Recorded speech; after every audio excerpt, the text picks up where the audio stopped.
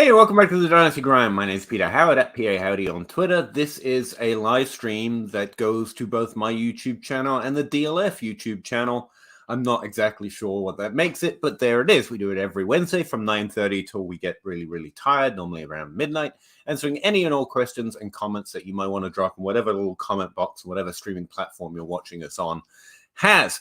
I don't know. I'm just running out of season titles. So bad Class season again, I guess. I got a few more of those tweets on my timeline, so I thought I'd go that route. Welcome back. Thanks very much. It's the draft next week, so this is the last, I'm pretty sure the last Dynasty Grind before the draft itself. There is a live stream going out, or at least there's, I'm going to have to ask Zach about that, but the Dynasty Dummies are doing a day 2 recap / live draft coverage, and we're going to have to ask him if that's live. I can't remember. But you'll catch me there for a little while, and definitely Zach. And if you have any questions, comments about where we're going to be or what we think about this draft, let us know. Thanks very much for checking us out, and let's go talk to Zach and Russ for a little while, just as soon as I find the button and finish that.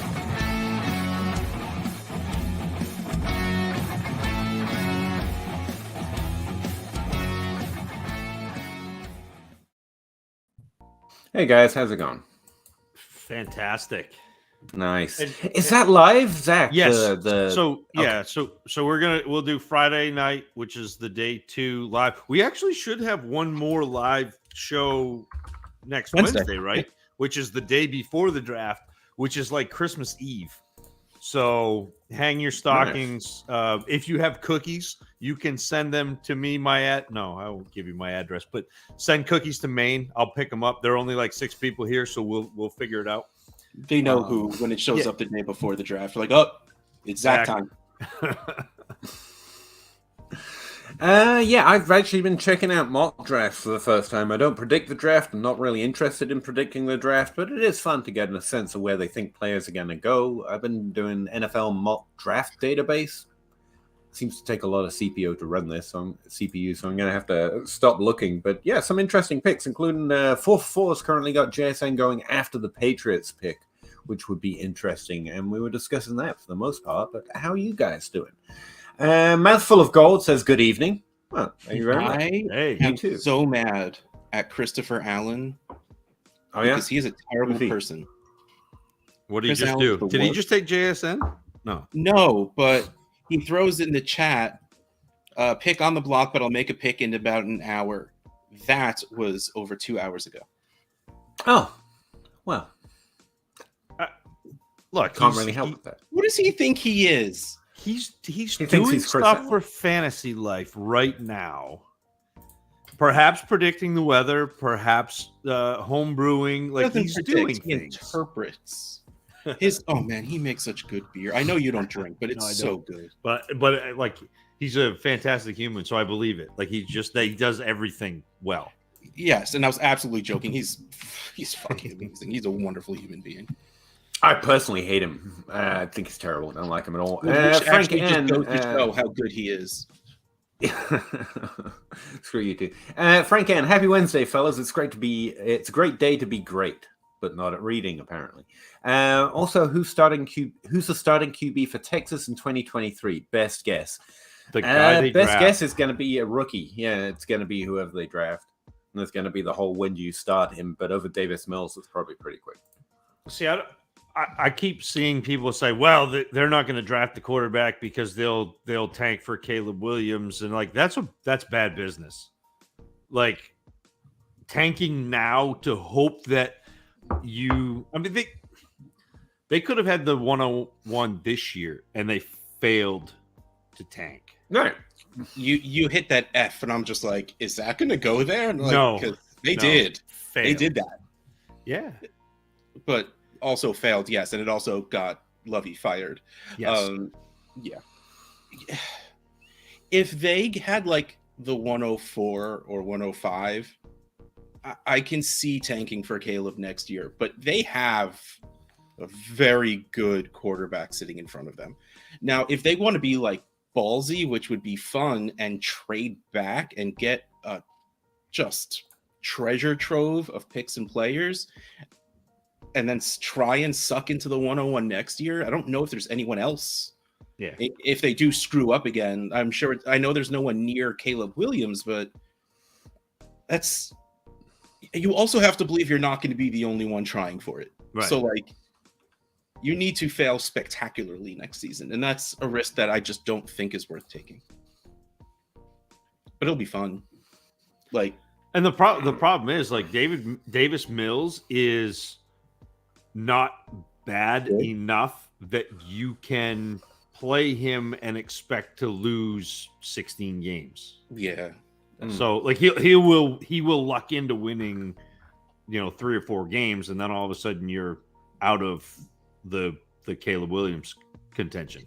Yeah. But I think they have a bad enough team otherwise. Well, that's a lie, because they got 2 and 12? 2 and 12, and if let's pretend they trade back and they get another, well, they'll have a first out of it, probably an extra second this year, and then like extra first next year. But like, if they'll have to draft like 0 skill players to stay that bad. Yeah, you would. Yeah. Which, don't get me wrong, like if they want to just draft all linemen on both sides and like a safety, yeah, maybe that is the way to go. I don't think that happens in the real world, like in football. Like, that's a basketball move. I don't think that happens in football. At least that strongly.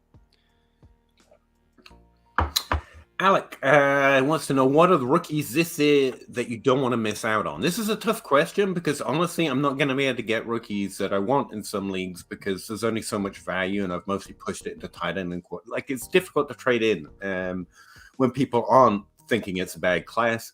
But there's only really 2 off the top, and that's Bijan Robinson and JSN.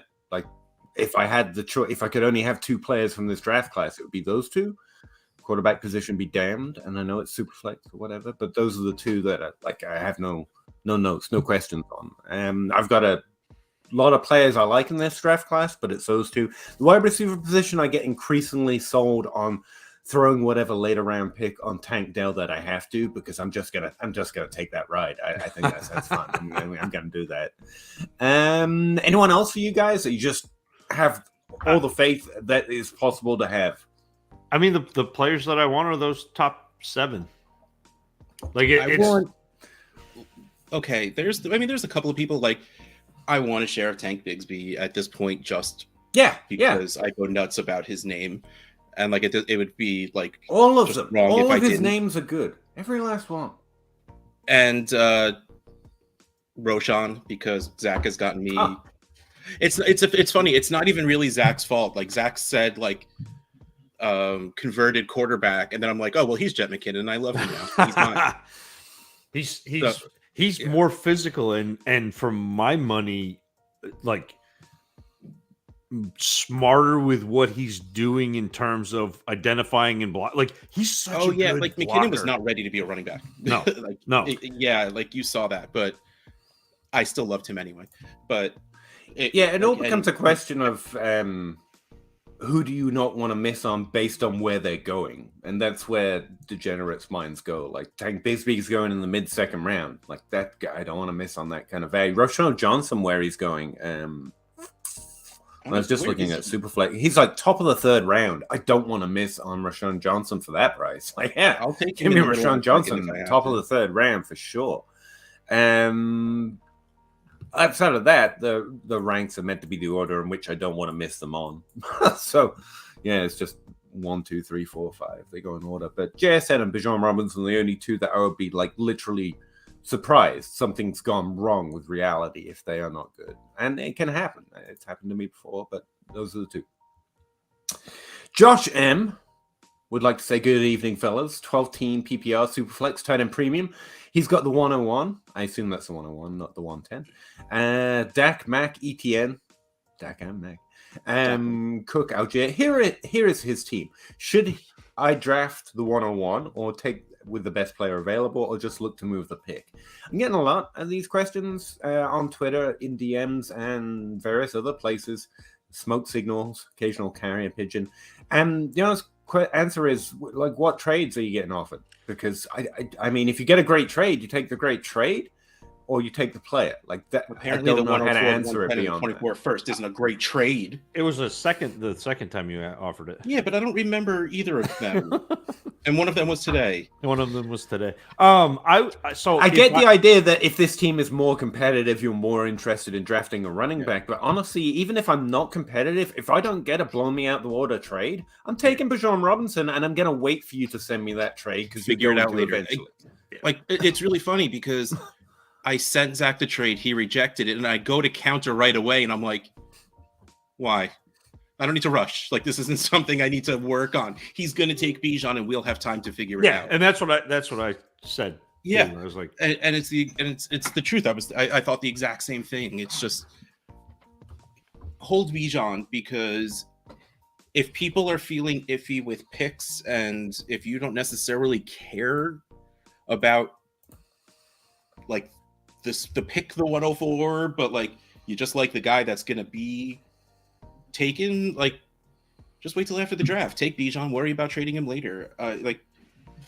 I have been saying, like, because there's so many people that are just like, I need a quarterback and I can't trade back, and like it can't compute in their brain to take Bijan and worry about it later. Like they can't, like, so I'm just like, take a quarterback, man. Like part of this is a game. Like, and if it's going to stress you the hell out and you're not going to like what's going on, well, that's the other part I was going to say. Like, you can take a quarterback. You just have to know the bet you're making. And me, your mom, and everyone will tell you to take Bijan Robinson. But you don't have to take Bijan Robinson. You just have to decide why you're taking it, and then look at the results afterwards and decide if that's part of your process you just want to take out. Like, if you're too nervous of running backs, because you have to have a reason that you're nervous about Bijan Robinson first, and I don't have one. That's why I have him as the 101. Whatever that reason is, write it down. And if you go quarterback and then that actually works out, you can say, well, this thing saved me. This is a thing I want to consider more often. And then when it doesn't work out, because you should have taken Bijan Robinson, you can be like, oh, this is a thing I have to look out for. Like, but you can take the quarterback, just know why you're doing it, and then see what the results are. Like, but I can't think of a reason to be nervous about Bijan Robinson. Like, there's nothing statistically, there's nothing historically, there's nothing. No, he's too good. I don't want him. Yeah. But that's what you got to add. If you just want to take the quarterback, like Russ says, you can. But if the reason is taking a running back makes me nervous, you have to reevaluate that based on the results. Like, again, you can look at historical ADP, or you can look at what happens after you decide that. But then I think what Russ was saying, it's your team. You just like to do what you want. I'm a little more nasty, so I'm like, no, there's a right and a wrong answer. Because, like, what am I supposed to say? Like that's really, if that's what you want. It is true. You can. Like, it is a game, and as long as you know you're doing the wrong thing and you're fine with it, that's all that matters. Like, and that's the whole point of rookie drafts is to draft for value. Like, you get the best player you can.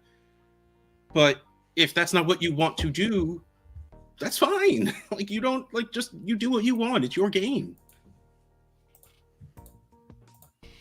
Who are the quarterbacks drafted in Saquon Barkley's rookie year? I can't remember. Baker, Darnold, Rosen, Lamar Jackson. No, there you go. What? No, he wasn't there. Yeah, because he was the first. Well, you could look at it that way. Like, if you hit a quarterback, you get Lamar Jackson. If you hit a running back, you get Saquon Barkley. Both are pretty good options, but you have to be pretty confident with those comps. I would feel pretty comfortable comping Bijan Robinson's fantasy upside at least to Saquon Barkley's rookie year. If you can find a quarterback you feel comfortable doing that to Lamar Jackson, not necessarily that he plays like Lamar Jackson, but you think he's got that value arc and that level of value in the NFL, that's how you justify it. But yeah, I don't see that, but you easily could, and then you can take the quarterback and feel happy about it.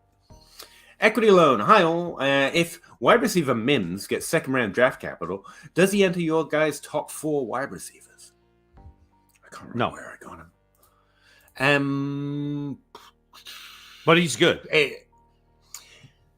Can I share my screen for a second?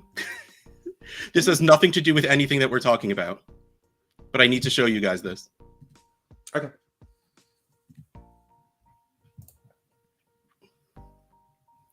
This did not go as I planned. Yo, what's good, world? It's Stevie Johnson. Shout out to the trade addicts. I want to let y'all know I am Dynasty Outhouse, and I have a trader problem. Why so serious? Yo. I told him to introduce himself and say that I have a trading, but he tried. But I have Stevie Johnson saying I'm Dynasty Outhouse and I have a trading problem, and that's what makes me fucking happy. I'm trying to remember I have Mims. I think the ultimate answer is like what happens to all the other wide receivers. It would be pretty tough for him to make my top 4, put it that way. I have him ranked really well in tier 4 as wide receiver 7. Hey, me too. Yeah. JSN, Weird. Addison, Downs, Johnson. Here's the thing about Marvin Mims. And Scott Barrett's on a tear, and he's right, except for the fact when I try and get into it with him and the other fanboys on his timeline when he talks about it, is they all also agree. The chances he's DJ Chark, as in has a top 24 season as a great NFL player, are almost as good as JSN being great. Like it's pretty certain. Like he's very underrated because of his like a fantasy upside compared to his very solid football upside. Right. So they're in the same place, but then if you just keep explaining how undervalued he is, everyone starts thinking, oh, well, this is a good floor, but you don't want floor in fantasy. Like, that's the problem. When you know something, like, he's right. We can be so sure that Mims is a lot better than where he's currently ranked and where we currently think of him. But that's not what we're chasing, if you know what I mean. Like, the certainty that he is good and not great when you need great doesn't make him better. It's really weird. Think of him as DJ Chark. Already lock him in. He's going to have DJ Chark's career. You know that. Everyone else is a mystery. That's wonderful, but you don't really want DJ Chark. That's it. There's 1 year you did. See, I like Mims better than and I know that you're not commenting them, but I liked Mims coming out better than I like DJ Chark. That's fair. Yeah, that's fair. Like Chark to me was a lot more one-dimensional than Mims. The problem is the best part of Mims' game is that one-dimensional get downfield. Like he can do other things, but it's also hard if you're an NFL team to sit there and say, okay, you do this thing great, but you also do these things pretty well. Like you're more inclined to have them do what they do great than you are. And the things that for fantasy are going to score the most points are the second tier assets of Mims. Like he's really good at catching the ball, transitioning to a runner, making that post catch, but he's better at going deep down the field and making plays over the top. And so it's a lot easier to look at NFL teams and go, yeah, they're probably going to use him as a deep threat, which when you start looking at that and all the buzzwords and you're going to see ADOT, you're going to see this and you're going to see that. But the easiest way to score fantasy points is to have high targets because that means high receptions. And we play in PPR leagues.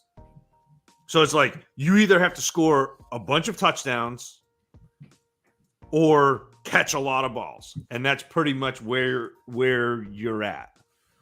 I can make it sound like that's like I would take Marvin Mims over Jalen Hyatt all day, every day. Give Marvin Mims third-round draft capital and Jalen Hyatt first-round draft capital. I'm still taking Marvin Mims. There's still 6 other wide receivers I'd take above them, but you see how I just made it sound like it's really good, and that's what you're gonna gotta watch out for. And it's sounding like we're being negative on Mims. Like he could end up depending on draft capital. Like if Quentin Johnston somehow falls out, if Kayshon Boutte falls completely out, which could very well happen. If Josh Downs falls to the 3rd or early 4th, if Rashee Rice falls, if Mingo falls, all of a sudden, Mims is top 5. But that's a lot of pieces to what if. So it's not a knock at Mims. But the type of player he is and the type of player you're expecting him to be in the NFL is just a little bit further down the fantasy football ranking than you're hoping. Again, not comps, but it's David Bell to Jahan Dotson last year. I knew Jahan Dotson was more likely to get draft capital, more likely to do something, but I thought if David Bell hit, there was a lot more fantasy upside in that. And now everyone comparing I've been tagged a number of times about how my rookie ranks aren't as good as this guy's and that guy's, and essentially because they had Jahan Dotson ranked above me because he was more likely to get draft capital and do something that had some impact in the NFL. How good of a decision was that? Like, how great is it? Jahan Dotson had a great rookie season. He's a little undervalued right now according to Dynasty ADP, but he's not going to be what I thought David Bell could be if he was good at the NFL level. Like, sometimes it's worth taking a 0 and risking the 3 or 4 points out of 10. Like, and that's why I play rookie draft specifically. I'll risk taking 0s across the board for the chances of getting 6s and 7s, like swing constantly. Yep. But we're back to Rob Deere. It's the home run. Marvin Mims is very good. He's very underrated because we mostly talk about this through a fantasy lens. His production was easily as good as most of the top 6 wide receivers across most people's ranks. There's a lot of positive things to say here. And if you're just looking for someone that's more sure of getting more draft capital and doing something in his rookie year, I think Marvin Mims is solid. Can he get into my top 4? Probably not, because I'm going to take those. I'm going to risk getting a 0 for a higher upside player. And that's okay. You can just take Mims if you want. You'll have Scott Barrett in your mentions every time you tweet about how great it is to have Scott Mims. And that alone is probably worth it, to be honest with you. Because he's a fun guy to talk to and knows his stuff. Jason Gray, 12-team Superflex half-point PPR. Trade 111 for Swift. Mm-hmm. Sorry. Yes. Yeah. Swift's a really weird... Every time I try and show that Swift is a good value, he turns out not to be. But then every trade I see, I'm like, what are you, stupid? Well, yes, you take Swift for that. I had someone ask about 106 for Swift today, and I said no. Yes. And it's the Swift. Swift is the running back equivalent of the Gabe Davis, Mike Williams ultimate flex play upside. Oh, okay. Because every week he can be the running back 1. He's not going to be every week, but every week he can be. Preach. I'm here for it. Yes. I was going to make a Deebo Samuel comp. You're almost guaranteed 1,000 yards, but it's going to come divided across the 2 sides of the field, and that's not going to look great, but it's actually just the same thing, and you're like, okay, I'll take it. 1 or 2 games, you'll love it. The rest of the season, it's fine. He's going to catch a 5-yard swing pass, and all of a sudden he's going to take it 65 yards to the house, and that week he's going to be the running back 1. Can I ask you, because he comps directly for me, not that I do comps, because I can't, I don't think my process allows for it, but Swift and Gibbs, how alike are they in the way that they play? On the field. That was literally what, that's what I said in my write-up, was that, I feel like people are running out the Gibbs the way they ran out Swift. Yeah. And they're going to be disappointed, and they shouldn't be. Because if you look at what Gibbs, the potential of Gibbs is okay. Gibbs is like a running back 7 to 12, should be with his receiving. That should be what he is. Boom. But people are going to be disappointed because they're expecting him to be like a running back 3, and it's not quite, but really nice. There's so many lessons in Swift. There's one, when you see especially at running back, when you see what they do when they get the job the first year, that's their job. Don't start going, I'm from here, the sky. It's no, you just saw them with the job. And that's what mostly happens at wide receiver. Even the wide receivers who get the volume year 1, we start projecting second year value bumps. I'm like, no, if they already got, that's mostly what they are. Yeah. It's ones that increase that are interested in their second year. They usually hit thresholds, but you don't go from a 22% target share to a 27. You go from a 16 to a 22. Does that make sense? The value jumpers, the volume jumpers are the ones who didn't get the full work their rookie year, even a wide receiver. And the other lesson is if if you are disappointed with Swift right now, you can still draft Gibbs over JSN, which is where he's currently going in ADP, but sell him, trade him away after that rookie year because people are going to make that bet that he's going to be more the following year. And that's what I'm saying doesn't normally happen. Or just take JSN because he's got, even if he misses, he's at risking getting 0 for the chance of getting a 6 and a 7 instead of a 4 kind of a bet. Like JSN's probably the better pick for you if you're disappointed in Swift right now. Yeah. My close to my write-up on Gibbs this year is there are going to be people hoping that Jahmyr Gibbs becomes an elite bell cow option at the next level. He probably won't. But much like DeAndre Swift, Alvin Kamara, Antonio Gibson, and Austin Eckler, Gibbs's pass catching, his fantasy production will be buoyed enough by that pass catching to be a very intriguing option in PPR because a target is worth almost 3 times a carry. Same team. Yes. But I wanted to check because quite often I'm like, this guy comes to this guy, and you're like, oh no, they don't play into. Well, and they literally look like they're playing the same. Like it all. Yeah. Yep. That spookily adds up. I agree. Kind of way. Film metrics. We are one, Peter. And thanks, Jason. He said he loves the show. You guys make me look forward to Wednesday. Thanks, Jason. This is the only thing that makes me look forward to my week, so I appreciate that. He also has the 4, the 5, the 8, and the 204 and the 207. That doesn't. You have shouldn't affect the value. This is a great trade, even if you had no other picks, which is normally the situation I'm in. That sounds like fun. That sounds like you get Richardson, JSN plus Swift, and then whoever at 108. Maybe Addison falls to 108. That'd be real fun. Try and start talking really good about Will Levis so someone takes him ahead. We're mean. Fantasy is mean. SEO. Good evening, all. Inbox trade, which is always nice. I wish I had a few more of those. 12 teams, 2 flex. Start 13. 2 tight ends. Give Traylon Burks on the 310. Get DJ Moore. Nah, not for me. Okay, I'm first, a middling team and have Fields. The first thing you need to do is get rid of that second starting tight end position and then reject this trade. Actually, I don't care. I mean, it's not a bad trade, but I'd rather have the potential upside of Burks than it's everything Peter was saying before. We know what DJ Moore is. DJ Moore is going to be playing with the best quarterback he's played with, most likely. And he does have a little more upside based on that. And again, the floor is great with DJ Moore. I mean, you're not sad to have DJ Moore. Got those 4 touchdowns. He might get more with a better quarter. It does seem to be quarterback. But yeah, let's just not. It's not the upside of what Traylon Burks can be if they turn that into an actual passing offense, which it seems like they're going to. Especially if you're. I would keep Burks and still get rid of that second starting tight end position because that's just awful.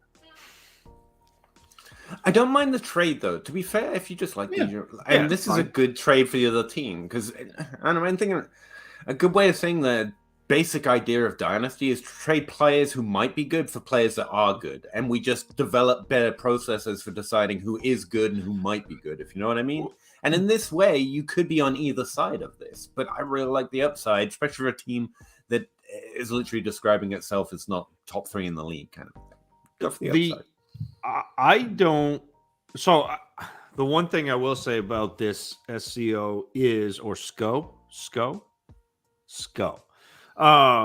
The one thing that I will say is don't get caught up in the I have Justin Fields and so I need to go stack DJ Moore with Justin Fields because that doesn't affect dynasty and season long, especially when you're setting lineups, as much as it does DFS and trying to get the big variance in 1 week. And even when you talk about best ball, like having a stack in best ball is cool because when they do go off, all of a sudden you just like crush that week. But in a dynasty league and a league where you're setting lineups and you're playing, 16, 17 weeks, and then you're doing it again the next year and the next year, that stack doesn't necessarily factor in. I don't think it does much for you. And also, in the event that that doesn't work out, now you have like two bad assets as opposed to like.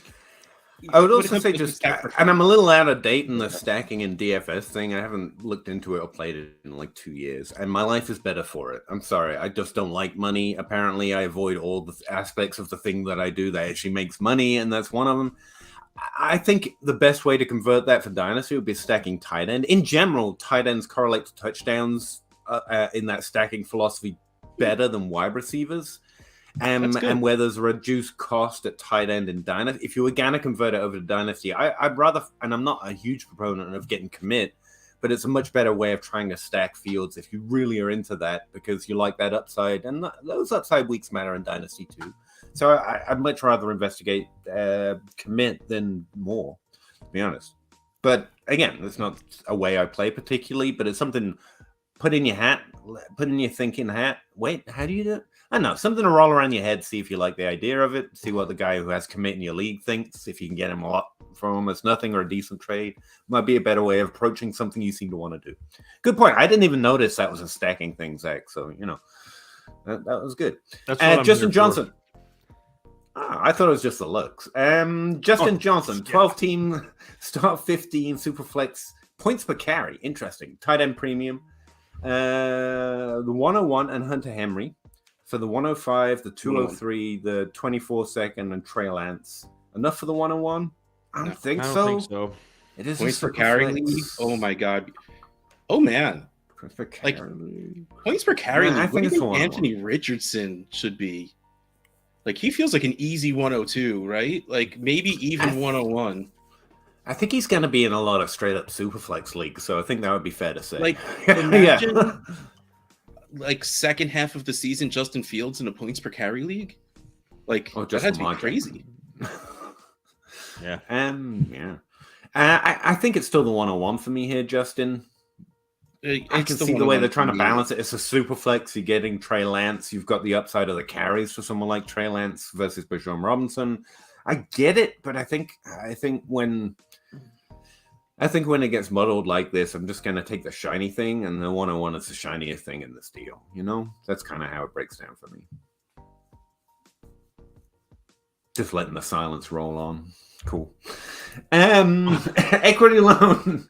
No, I was trying to. No, I got something. It's the Abby Hoffman in Forrest Gump. You said it all, man. You said it all. That's all I equity have to say about that. Not sure if there's a big market for 2 and 3. Did I miss something? I turn over. No, but I think he's just saying like that 102, 103. Oh, okay. Yeah. And each team probably has a different favorite QB. Yeah, there's probably a lot of variation in that area. You're not wrong. Between Levis, Stroud, and Richardson. Are we dismissing Young? I think apparently, but I think his general point is well taken here, right? Like everyone has a different preference between Young and Stroud and Richardson. Yeah, it is kind of the Wild West in there. Yeah, but I think if you have a preference, like if you're either an NFL team or a fantasy team, if you have a preference, then move up. What do you think the chances are there's an NFL team listening to us right now? Like, oh, cool, finally some advice for me, because I think that would be pretty cool. I mean, it could happen. It could happen. Yeah. Howie Roseman is tuning in, and we're going, what if the Eagles took Bijan? I mean, that could happen. It could happen. And we will claim victory if that happens. Sean, Russ, I tried to tell him to draft Justin Jefferson a few years ago. He didn't listen. Did not listen, did he? No. Sean, well, now he's listening twice as hard. He better be. Mistake. He learned his lesson. No. How worried should we be about the Tua retirement talks? There's retirement talk? Well, so he said he considered retirement after or during the season when he was out with his concussions, and that's I human get that. Being thing. Yeah, that's a scary thing when you are dealing with your brain being bruised enough so it's not functioning. Like I totally get that. I mean, legitimately, it is probably something players should consider. I mean, he already came back and said he was playing. I'm not worried. okay, I'm not 100% like if we're sitting here talking about Trevor Lawrence, I am 100% certain he is coming back next season. Right. Like, Fair. well, I guess 99 because Andrew Luck killed that. But yeah, no, like I'm still there for Tua. I haven't traded him away because I was afraid. I haven't not accepted a trade with Tua coming to me because I was worried about it. I'm not factoring it in, but yeah, it's like a thing that yeah, maybe, he's playing to me, so I'm not. It's kind of like, well, it's not like at all, but Lamar Jackson and Kyler Murray. I'm pretty confident, but it's not like, and therefore I'm trading for them. But at the same time, if it happens, I wouldn't be like, oh my God, I had no idea. It's just, it's a potential with low probability that you're trying to take advantage of, but there's a risk and it's fine. So yeah, I don't know. I thought I had somewhere to go with that, but I don't. Justin Johnson again. He has a 204, and I know the 105 everyone loves Condre Miller. Cool. What's a good offer to get him to trade up, or should I take him? And the next pick is the 4th. I wouldn't trade Condre Miller at the 4 is my guess. He's not my favorite running back, and there's a few in that range. But I mean, yeah, it's like knowing someone. The pick behind you has a team that they follow, and they want to trade up for their player. But I wouldn't expect too much. Ask him to throw in a 3rd. Yeah, this you're not draft getting or much. next draft. You're not trying to squeeze them too tight. You're just going to make an enemy for life. It's almost like having the 104 and Zach Reed having the 105 and me saying, I'm going to take JSN, ha, ha, ha. And then he's a jerk and be like, okay, I'll take a quarterback and be happy about it. I mean, you ruin it, Zach. You ruin it. Sorry. No, trade me the 104. Okay. Yeah, like you're overthinking it. It would be fun. Don't get me wrong. If you love Condre Miller, don't get me wrong, draft him. But I mean, don't draft him because the guy behind you. It doesn't seem like Justin cares about Condre Miller. He just knows that the person after him. I mean, see what you. Can, I mean, you can send an offer and say, "Hey, I think you want this guy at this pick. Do you want to add a 3rd somewhere?" And I was just about lock to say, it in. Here's your best case scenario. You offer the 204 and your 24 3rd for the 205 and his 24 2nd. See if you could bump yourself up there for next season. And if they say no to that, you just take whoever the heck you want and let them get Kendra Miller because you tried. It also kind of like if it was Zach or Russ, I'd literally had to write out, this is what I'm thinking. Do you want to just lock it in? And if it's just a person in your league that you don't know that well, you just kind of got to send the offer and see if they think of it. So I did that today with the 101 where I was like, I had to work, and the only time I had to make my pick was between 12 and 12:30, and it started at 8. So I went in like right before I started work today and said, hey, I'm on the clock. I'm not going to make my pick until noon. Send offers if you're interested in the 101. It's going to be Bijan. Like, I'm going to take Bijan if I don't get an offer. So you could do that, Justin, and say, look, I'm going to take Kendra Miller, or like, if you're not, I mean, you can kind of mess with him if you want to, whatever. There's some gamesmanship there, but I agree with both Russ and Peter. Taking Kendra Miller, if he is not your best player on your board, doesn't do you any good. If it's literally just okay, how good of friends are you with this person? Is it worth messing with them? If it is, then you do that. Does that add value to your life that can't be quantified in terms of fantasy? Because it's so exactly that all day, every day. That I think is the real answer. How much is it worth it to mess with this person? Is it worth not getting a player you actually like? Then yeah, go for it. It's the middle of the second. Nothing great's coming. We had too much fun with that question, but thank you, Justin. Thomas H. just started a Superflex startup with Jetta's Justin Jefferson. Justin Jefferson. Is that Justin Jefferson? Okay. It is. AJ Brown, Kyler, Dak, and Javonte. Solid. Javonte, but that's a really solid to get it. Hopefully, if you got him in this order. How? That's a good start. Because Kyler Murray really is good start. devalued, Dak's devalued, so you get two great quarterbacks after going wide receiver 1, wide receiver 1. Well, yeah, like you take Jefferson at like what 108 5. to He must be on the 110-ish. turn as well. He's got to be on the turn. Yeah, you're on the Right? turn, so you take Jefferson, then AJ Brown, which means And then Kyler and Dak. Kyler at the end of the third and Dak at the Insane. fourth. Wow. Mm-hmm. That's Some good for serious. I had a quarterback similar chicken. draft 2 Scott Fish Bowls ago. I managed to do something like that with a turn pick, getting Kyler and another quarterback back to back on that 2-3 turn, and it was awesome. It's the best I've done at Scott Fish Bowl. Of course, this year it's going to be a little different for Kyler, but I think this is great. Lucas Cook, would you trade the 104 and the 303 for AJ Brown?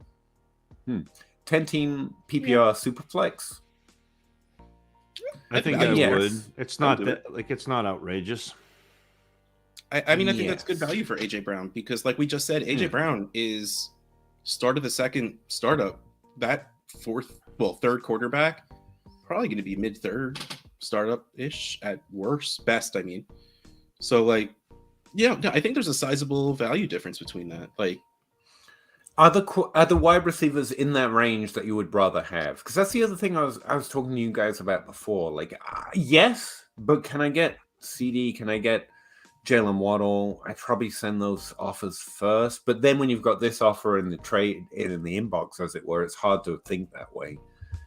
And AJ Brown's great, so I'd probably just take AJ Brown. But yeah. exactly, yeah. Speaking of Scott, by the way, my wife pulled this out the laundry today. I was like, I've been looking for that shirt. I haven't seen this shirt in forever, so I'm wearing it today. It went into Narnia through the back of the dryer. I was pretty She just happy. got back. I haven't seen my Dynasty Crossroads shirt in about 2 months. I'm getting worried about it. We're the boys and I are reading the Chronicles of Narnia right now. We just finished up The Magician's Nephew, and we started The Lion, the Witch, and the Wardrobe. So We have Mr. Tumnus. We have stalled on Prisoner of Azkaban. Oh no! Like, Oh, bad. easy one. And it's not like she doesn't. She discovered YouTube, and it's just hard to compete with that. Elbel, you want to read? You want to read? I have my remote. I'll check back tomorrow. You just need a power outage, an unexpected power outage. You're back. We lost internet. I don't know. We have the lights to read by if you want. Yeah. Dad, what's that cord? Somehow. Alex, I do the 101 plus Algier for an already good QB. I would trade Algier for literally anything. So yeah, I do. I mean, it would have to be a very good QB. we're happy. Very yeah. Top 7 What? to get Why? Bijan, to give up Why Bijan. out here for in here? Why? Did I miss something? Why I think not? he's just talking in general because we were talking about the value of the 101 earlier. I mean, Algier didn't rate in that conversation. Like it was No, basically, he- I would trade the 101 That's why I was like, for a, that's what you're putting in. Okay. Yeah. Yeah. It's just on his mind. Mr. Scampers, good evening, gentlemen. Good evening, Mr. Scampers. Who is this year's Brian Edwards? That's a hard question because I don't know who you think that Brian Edwards was. A player that I liked a lot. He didn't hit. I liked him from. I can't remember that art. There was something like I liked him a lot, and then I found something and I started tanking him a little bit. He was one of those players who accrued way too much value in the pre-draft process. That's what it was. So- I liked him a lot, and then everyone pushed him up way too high. I think Right. that's what happened with Mr. Edwards. Brian Edwards, and then last year David Bell had very similar like Yeah. like where It made me sad when I thought of it like 3 seconds before you said yeah that. like but even the way they played, like I watched them and you're like, man, they just succeed, and you're like, but I don't know how. They're just in the right place all the time, but they Is didn't there a do. Rashad Bateman comp in there somewhere? Bateman Because is a you little described him somewhat similar, Well, and I remember a Ba- similar problem with his value. Yeah, I mean, it kind of like Bateman. Really? Okay. Yeah, no, like kind of because Okay. Bateman, like you watch and you're like, and then you're like, I remember you described him as like the nuances of his game or something. Yeah, Like, it's yeah, nothing he was- spectacular, but yeah, he was the Mona Lisa, because you sit there and Yeah. you look at the Mona Lisa and you're like, yeah, it's just a woman smiling, and then you start looking at the Mona Lisa and you're like, oh, well, this is like, there's a lot of nuance there. And then someone runs up and, throws a pie on, and all the security comes, and then Rashad Bateman is now a 11th round startup pick or whatever. That's just how it happens. Fair. But to the question, this year's Mims, I guess he's the one being pushed up right now, right? I think so. I think for me, it's probably Rashee Rice would be the one guy that I have rated higher than most people, that I'm worried about being wrong on. Like I have him, I have him in that like wide receiver 6-7 range, graded out on film. But there are some things where you're like, maybe this isn't going to happen. I mean, Kayshon Boutte would be the easy one, but you may not get draft capital, so it doesn't matter. Thief, you don't have more than one name. Stop it. Sorry. I'm just here being quiet. Mrs. Campus answering the question, who do I like where he is, that I'm worried people will push up because they'll find the reason and then think that means they have to escalate him or whatever. I think Zach's right. Kayshon Boutte is one there's just an enigma, mystery wrapped inside of whatever Zach said in his write-up. Like there's a lot of potential there's gold in them there hills.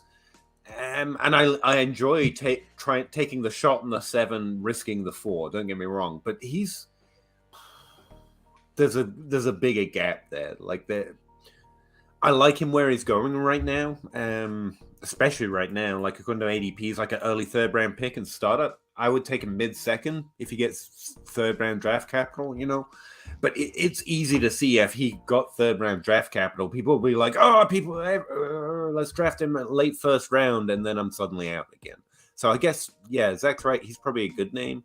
I'm also worried about Josh Downs, honestly, because he's late 1st round in Superflex right now. I love the profile, really like him, but he's got Addison, like the biggest tout DLF has out there. And I think people might lose track of the fact that Good isn't.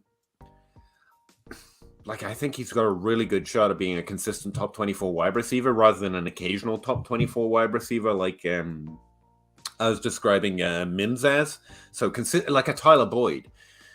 But people can get all up in their field because his numbers are great until you realize he's great at a very specific role, very consistently in college, which is, not top 12. It's just never going to produce top 12 outcomes. So Downs could easily be pushed up too high because he's got the numbers to tout. He's already got a lot of good people that love him. And if he will get some level of draft capital, it's easy to see people talking themselves into him over, honestly, running backs or, pushing him up there next to Addison. Because look at those numbers. They're similar. It's like, but it's different. So, I got a little concern on Downs. But to be fair, I think Downs definitely hits his upside with Edwards and Rashee Rice, and we're less likely to hit it. Okay, that was enough vamping. Russ, do you have anyone that you're worried is going to increase in value? And then you guys kept saying names I was getting close to, and I really just don't have anything.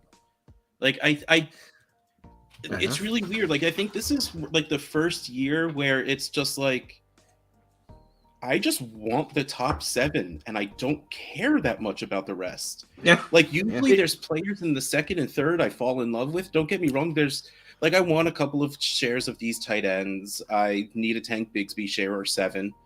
Tank Bigsby, Tank Dell. Just get the tanks. Yep, I need the tanks. Roshan. Need the tanks. But like, it's not something I feel like strongly about. It's really just like, oh, my pick's outside the top 8, whatever. Well, okay. So that's and it's mostly on the running back side. Like that's the thing about this class that again makes it a good class is Zach Charbonnet, Roshan Johnson, Kendre Miller, Eric Gray, Devin Achane, Tank Bigsby, Israel Abanaconda, Evan Hall, Zach Evans, Sean Tucker, and then Tyjae Spears, like before you even start to worry about like, okay, there's like all of these players should at some point have fantasy relevancy in their career, whether it's like a 3-game stretch or whether it's a B-side of a committee or whether it's somebody gets hurt and they come in and fill it. Like there's so much value in that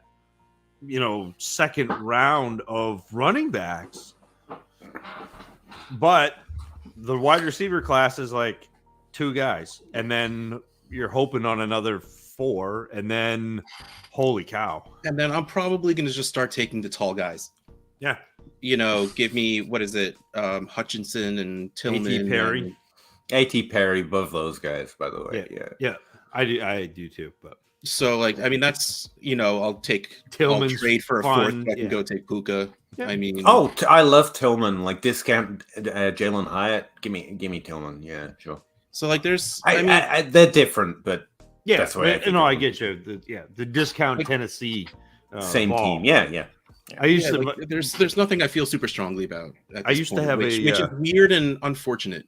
I used to have a Tennessee Vols Letterman's jacket so we didn't have very much money growing up. Well, no, so we didn't have very much money growing up, and so it was like secondhand stores and hand-me-down stuff. And I don't know if it was a hand-me-down or if it was we used to have a store in town called Martin's, which if you're from Maine, that's a thing.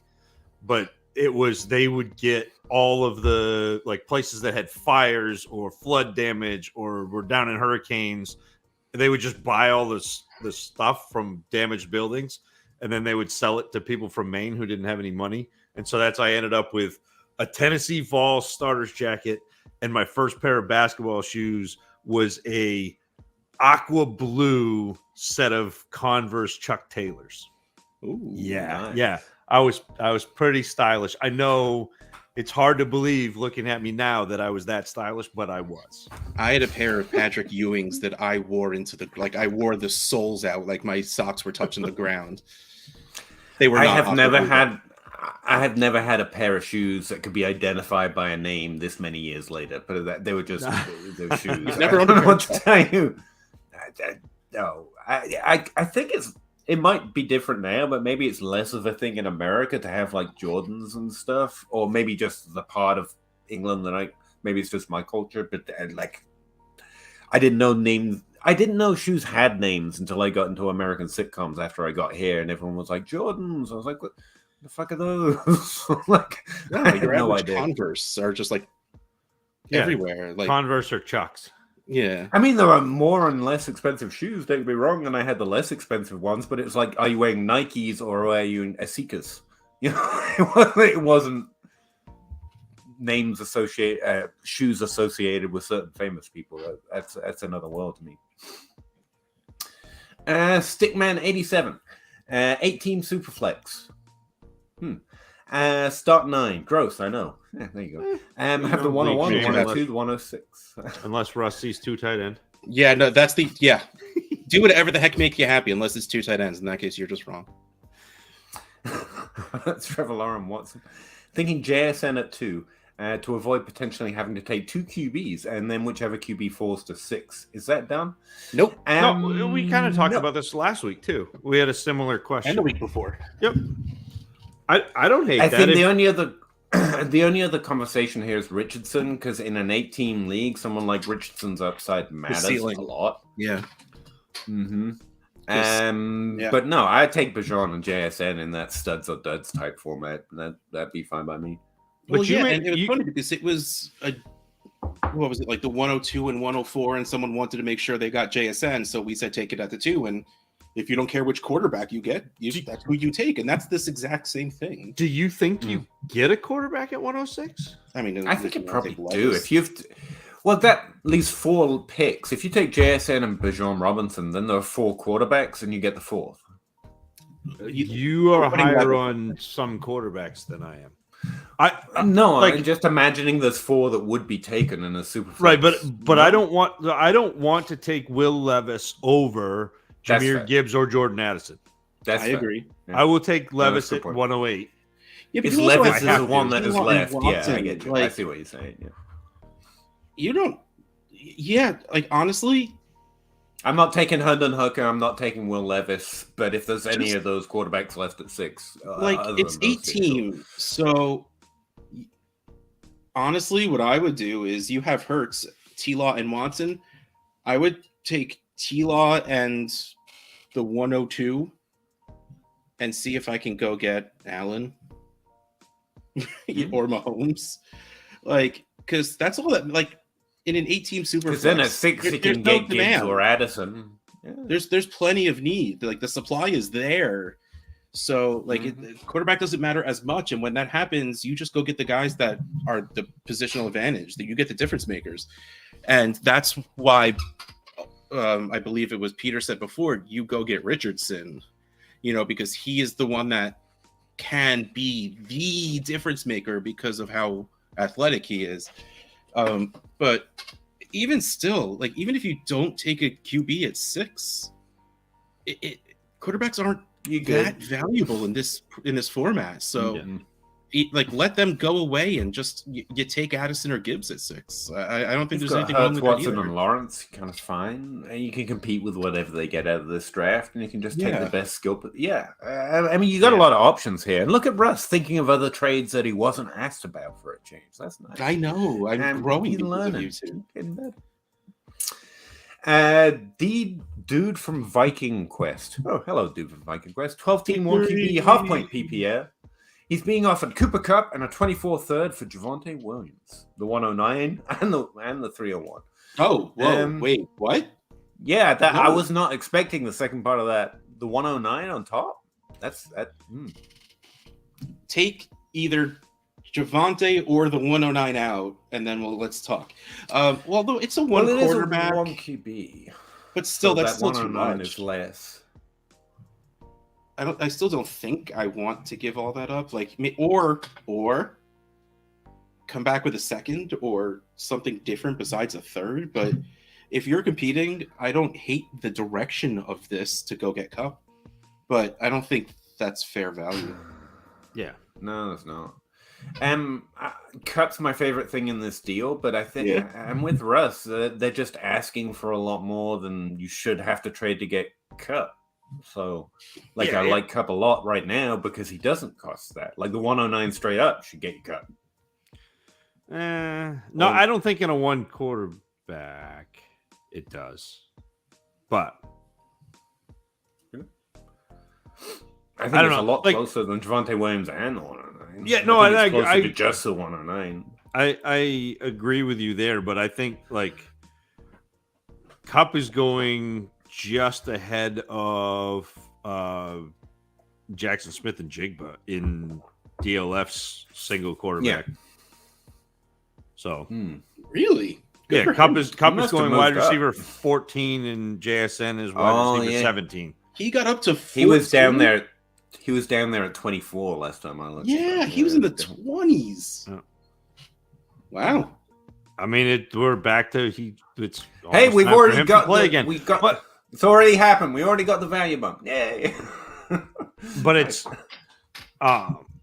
he's also, like, if you're trading for him, you have to understand that he is a 30-year-old wide receiver. So in another year or two, you're going to be at the, like, crossroads of where you're at. There isn't, like, Devontae at, like, that's where you're at. That is something to note, though. I didn't expect it to be that acute. After the season, we were like, get Cooper Kupp now, because by the time people think about 2023, they're going to realize being just a top 24 wide receiver is too low for that season.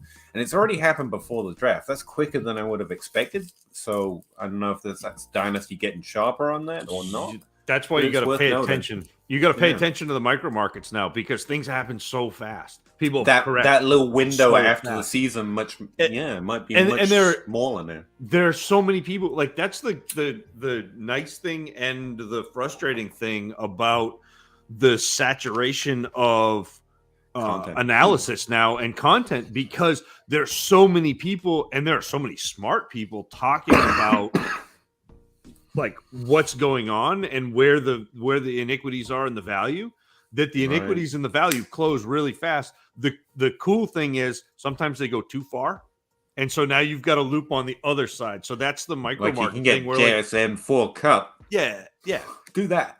So kind of a thing. Yep. But no, interesting. Thanks very much, dude from Viking Quest. That was an interesting one. Hustling Bruce. Hustling Bruce. I get that one right? I get to give myself a gold star. He looks like a hustler. Good evening. Do you think Trey Lance is... What do you think Trey Lance Oh, is no, worth that's in different. Dynasty?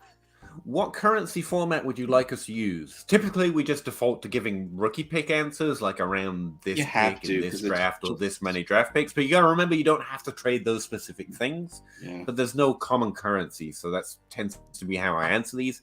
I think he's worth 2 random first-round picks in a super flex, and that's because there's risk, but also there's a lot of upside in Trey Lance.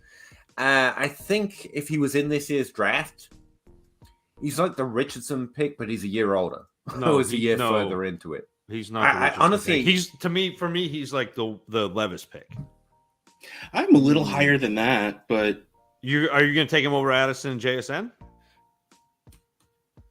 well, that's the thing. 'Cause I'm if you're lower not, on he's the Levis Richardson pick. than you. okay, so like I have him ahead of the I'm not saying he's Will Levis, but he's the Levis pick. yeah, no, I did say it incorrectly at first. What I meant to say was I would take him over Levis, but yes, He's the in 108. Yeah, he's the 108. I'll say it a different way. He's a QB3 in this draft class. For you're higher on Richardson. I would take Stroud. I would take Young. And then there's a Richardson, Trey Lance. Both have a lot of upside. Both have a lot of downside to me because I don't know ultimately what they're capable of in the NFL. That's why I was confident. But if we were talking as prospects, I think I would be more with you. But as they are right now, I take the rookie over decently. No, I get it. Lance.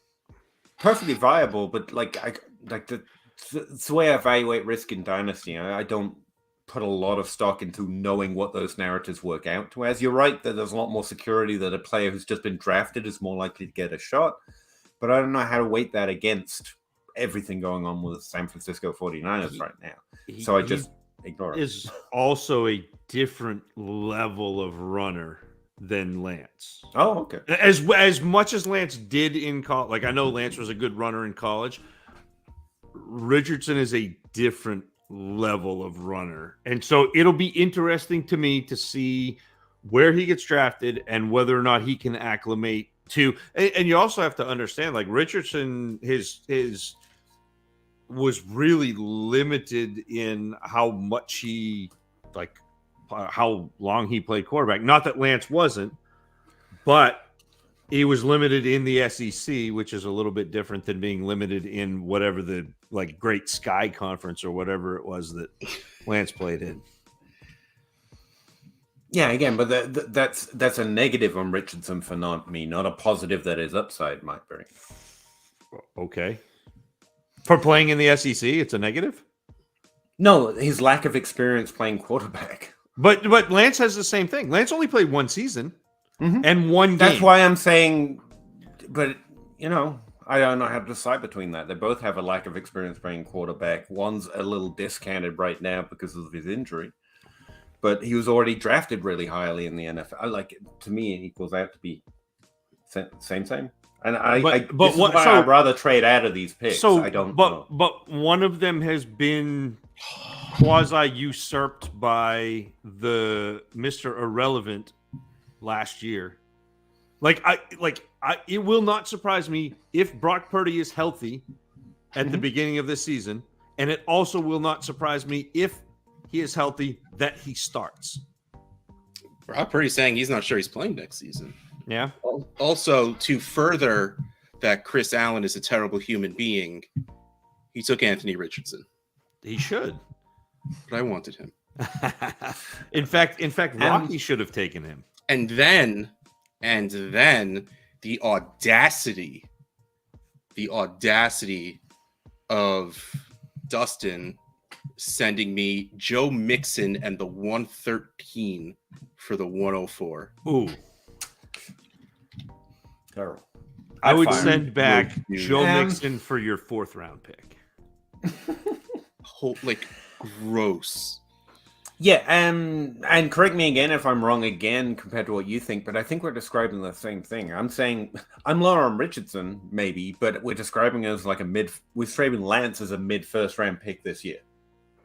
Yeah, Lance would be That's like why the 108. So Lance would be the 108 for me this year.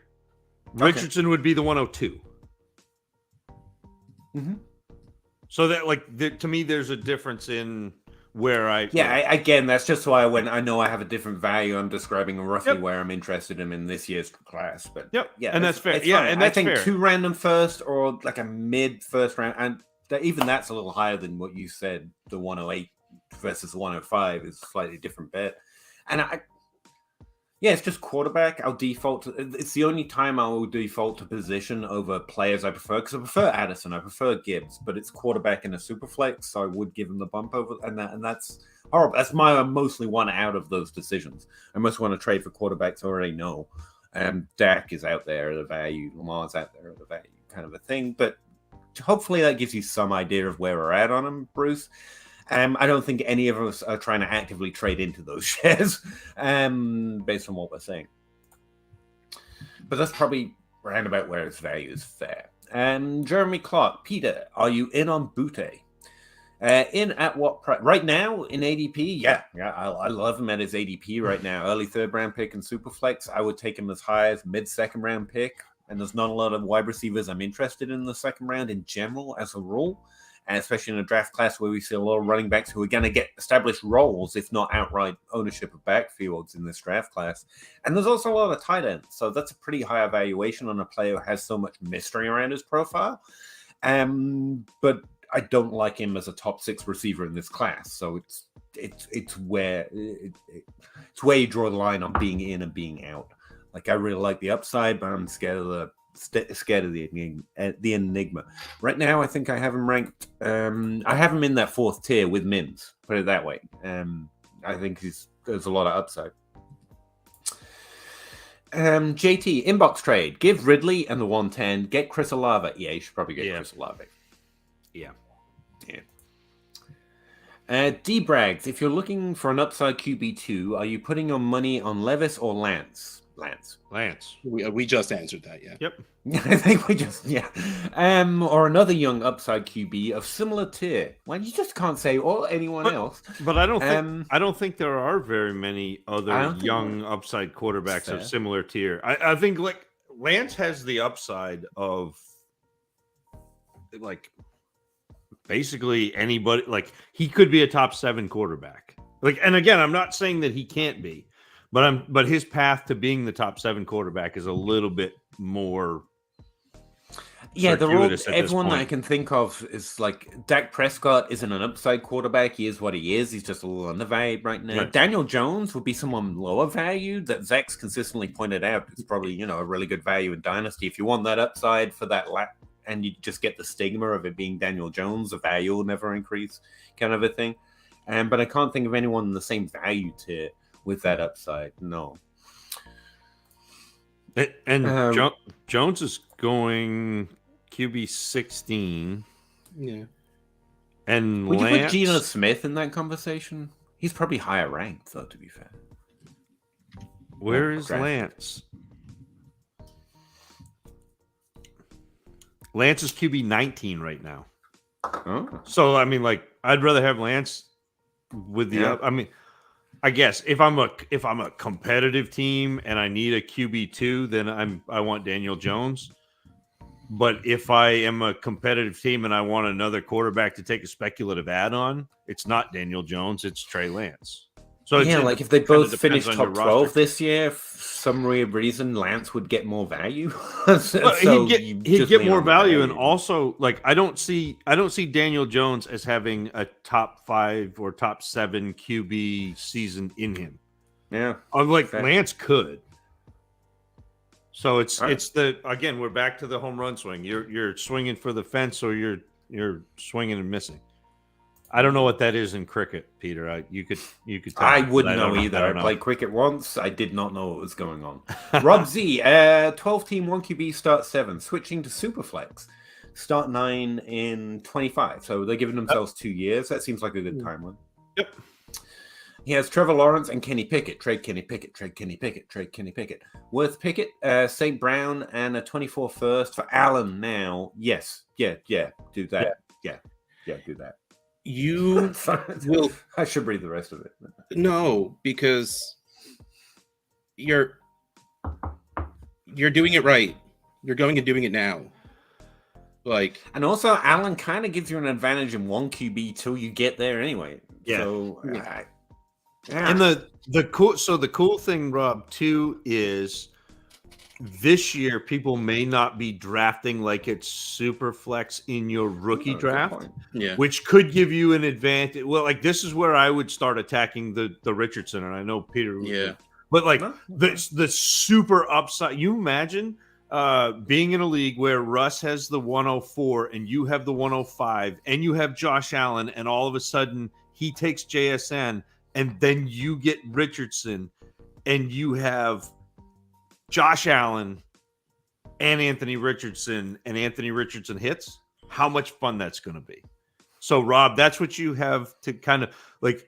You're in a thinking your rookie draft that way. Yeah, you're in a really good headspace now where you're thinking about the league 2 years out, but you're also adding players who are giving you value now. It's great, and your rookie picks, like those are capital. So like you're making an investment with those. So I really like this trade for you. Pickett's not worth much in a 1 quarterback, and he's not worth much in a 2 quarterback. That's right. I thought you were going. So, like, oh, yeah. So you're like, it hurts to give up St. Brown, but St. Brown in a first for Josh Allen you're not getting close to Josh Allen. Yeah. For that in a super flex league. So I would do that. Yeah. Again, you have to read your league a little bit. Like they're not switching to that valuation now, but they might be slow to do it still. It doesn't matter in this instance because you're going to be getting the points. So whenever they catch up, it'll be fine. But like also realize that value might not escalate quite how we're used to as well. But this is just a solid trade. It's a great trade. Stickman87 in a full PPR, half-point points per carry. Would you prefer Gibbs over JS? No. I'd still take 0.5 points per carry. I mean, the points per carry actually hurts Gibbs. No. I not player specific. I was just over the idea of 0.5 points per carry. That is so much. That's a lot. Like we have a 0.25, and it's a lot. Too much. And I'm serious. Kyle, many running backs are getting that. Kyle big likes Nick Chubb. I re-listened to an open bar podcast from like forever ago when so it would have been 2018, and he said that he would trade CMC for Nick Chubb, like straight up at that point in 2018, like when Chubb was coming in. I was just like, man, that's wild. Chubb was so really good, and but like a really good prospect. Yes, but Christian McCaffrey. Yes, he's literally the second highest prospect grade I've ever given out behind Barkley. Like, imagine if Nick Chubb did not destroy his knees, he would be. But he still wasn't a pass guy. Like Nick Chubb is the best running back in the NFL and has been for a while. Unless you want to argue Derrick Henry, and I won't argue too much. You can't, because that's not the same, because he's not human. but like Nick Chubb is an incredible. I had to say that about people. An incredible. He's a human. Okay, Derrick Henry is not a human. I mean, he's a superior human, but he is a human. To be fair, he's human superior, like the X-Men are. Yeah. Okay. I'll take it. Yeah. What were we saying? No, this actually hurts. I don't remember anymore. JSN all day. Lithium, love the 110 and 210. Oh, give me a first for love all day, any day. Superflex. I just rejected this in. Sorry, I without the capital, I just thought you were saying you love the 110 and 210. I was like, that's cool, man. I don't judge. It's cool. Or it could just be love for the 110. Yes, I have love for the 110. I would give love. Probably, I would give love for the 110. I co-manage a team with Bosch and Matt Price, and we got sent love. It was much more convoluted, but it really came down to love to the 110, and I rejected it before they even saw the email. You better before Price sees it. It's like, I got you. Don't worry about it. I got it. Both of them were like, well, we should probably think we could have thought about that. And I'm like, no, I don't care. We are not giving a first for Jordan freaking Love. No. And they worry about the trades I make. Oh, man. Anytime we talk about trades, I'm like, I can offer some stuff. Bosch is like, no. Why'd you ask me here? Just so I can tell you no. Because that's fun. SEO or SCO, as I said. Thanks for the input, guys. Interesting point on diversification of assets. Tried to get rid of the 2 tight end, but league is set in its ways. Yeah, You that enjoy the happens. league, man. Just Yeah. ignore Russ. It's fine. You can play 2 tight ends. It's fine. Don't. Everybody loves Ross Dwelly, baby. You know I have a heart of stone. I will not succumb to this pressure. It's just not worth it.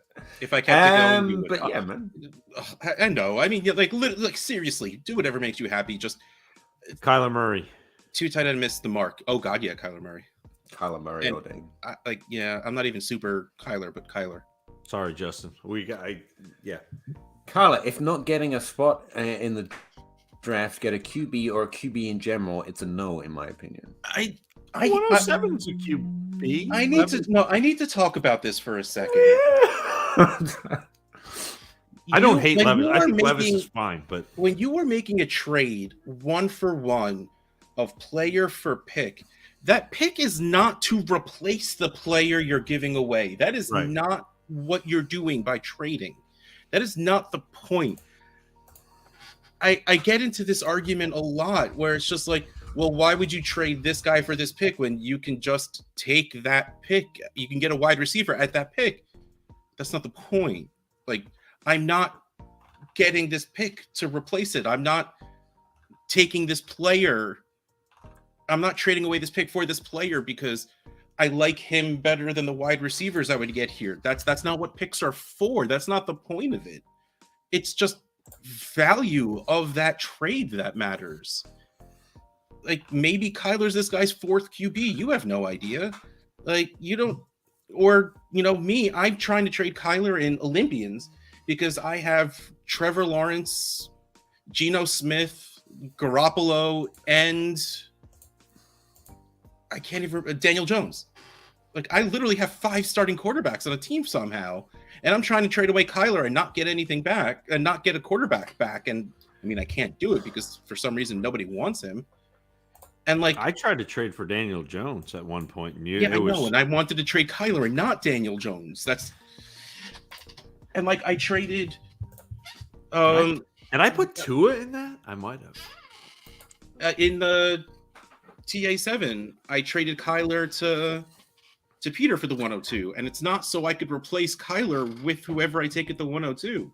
My real goal is not to draft the 102, but like exactly, like that's not how you should think about this. You don't trade Kyler away for the 102 and 10 whatever, so you can get Anthony Richardson or whoever at the 102 and replace him as your quarterback. That you shouldn't be depending on rookies to work into your lineup like that anyway.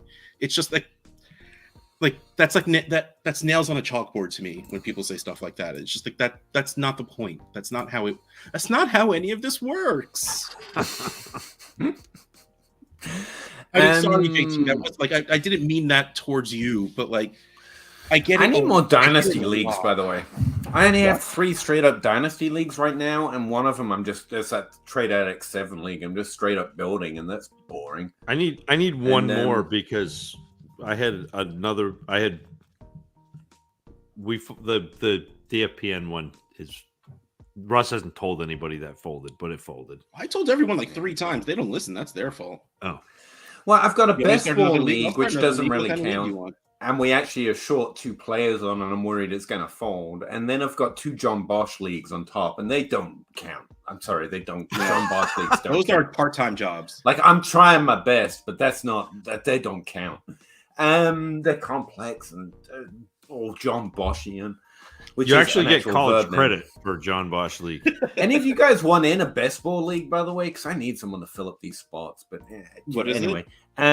It's a best ball dynasty league, which is a really cool format. But like, we've got 2 open teams, and it's been going a few years, and where it's going to fold. Do I like the people in it? Yeah, a bunch of them. I would imagine. I'll send you links. Yes. But sorry, I forgot we were doing a thing. I was just talking dynasty.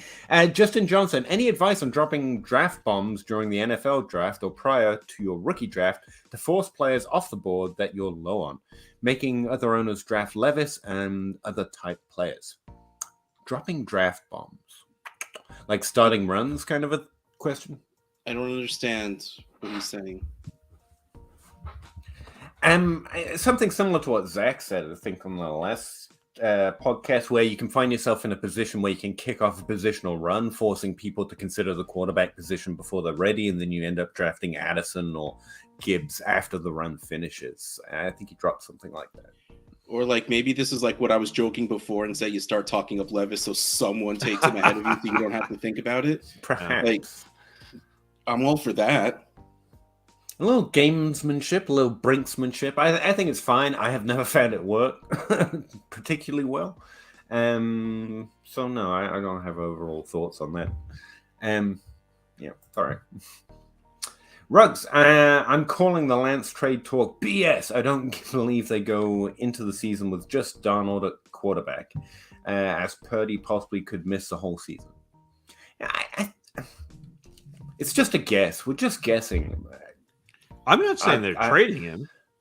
And I would guess the fun thing that Lance starts, I guess. But But like if you're the 49ers, you have to get a first round pick to trade. Like a quarterback pick to trade Lance. Mm-hmm. Like you're still getting good capital back for trading Lance away. But I'm me, so like if it's worth it, I would still. I mean, I get that it's real football and not fantasy, but like if someone offers me 2 firsts for Trey Lance in the real life, like I feel like you have to say yes to that. So I'm reading some film notes on Kenny Pickett, because apparently dropped into my mentions. This is a grilled cheese sandwich, Pete. Damn right. I'm starting to think I might like Kenny Pickett just so I don't agree with John Hogue. Like I'm workshopping that idea in the back. He's of my not head. even a good grilled cheese sandwich. He's like the American cheese. It's not, He's got a little...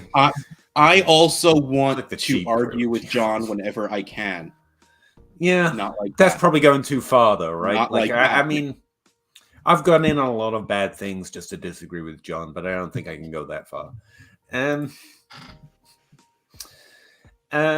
Scamper's troll value has yet to be incorporated in any FF models. That is true, mostly because I am unincorporatable. See, I call myself a troll. Man. D-bags in a 12-team Superflex PPR start 10. Would you trade 2 mid-first and Ritter, sure, and get Deshaun Watson? 2 mid-firsts for Deshaun Watson. Isn't that B-Dags? Just let me be me, Zach. I how was much letting you that want one to go. You won't I say was- bugger, but you'll... Anyway. No. I don't have a value of Watson. He's like, I think it's too someone much. else gets I gotta be him. honest. Like, Well, well, I have to have a tour. How mid are the firsts? yeah, like if we're talking 4 or 5 and Ritter, like, that's actually no. Like we're giving. I I'd rather think, trade for Dak Prescott. And his yeah, similar that's value. really what it comes down to. Like, what words are just leaving me at this moment? Is Watson a top 10 I don't quarterback? Like in value or... Yeah. 12. Give me a minute. I was reading up on Purdy's recovery. He himself said he like more or less wouldn't be surprised if he missed the season or something like that. Or like when someone asked, "Are you going to miss the season?" He said, "I like." He. It sounded like a bit of a blow off answer, but he didn't say, "I'm not going to miss the season." I don't think they know yet. They said they'd reevaluate after 12 weeks. My only thing is like, yeah, he'll be able to play, but I don't think he'll be back to like full strength. For a Watson while. is QB 10 in Superflex. Yeah, then this is what you have to pay for him. That's fine. I don't want to do it personally, but that's if you believe in Watson and you think he can take a step forward, which he can absolutely be better than he was at the end of last season. Like we've seen it. So And the reason I'm that's like what you Dak pay for. Prescott, Kyler Murray, Tua Tagovailoa, the players directly around him on both sides, I would send the same offer on all of those guys before I tried it on Watson. That's why I'm like, yeah, that's probably fine, but there's a lot of trades I do before that. But yeah, that's probably fair. X-Brain. Yes. Who amongst you is the easiest to trade with, and who's? That's a joke. Russ runs the Trade Addicts leagues and the Trade Addicts podcast. Yeah, Russ is the easiest. Most difficult, probably, I don't know, Zach, I guess, because he doesn't debate. I don't know. You either send me a good trade or it's rejected. Whereas me, I'll dither and go back and forward a little bit, which is difficult in a different way. And I'll have I'll have a conversation with you about it. Well, it's funny. It's not that Zach is difficult to trade with. He's just good at fantasy football. So it makes it harder because he knows the. I know what I want. You have someone silly like me. There's different ways to get to the value necessary to make a trade. It might not always even make sense for my team, but I'm also more willing to bet on the fact that I can turn it into whatever I want eventually. With Zach knows the player he likes. He likes the players he likes. There's no reason for him to take on players he doesn't like. And he doesn't want to add himself the extra work of cascading a trade of what he doesn't like. So again, it's not that it's difficult to trade with him. It could just be difficult to get a trade done because you might not have the pieces you need to give to him for what you want. I'd say it's kind of a toss-up. It's an impossible binary question here, but I'm somewhere between both of them, which means I might be the most difficult to trade with because I'm not a definite yes or no, and I'm not someone you can work with all the time like Russ is, so it might be me that's the most difficult. You're just like, do you have Zach Pascal on your roster?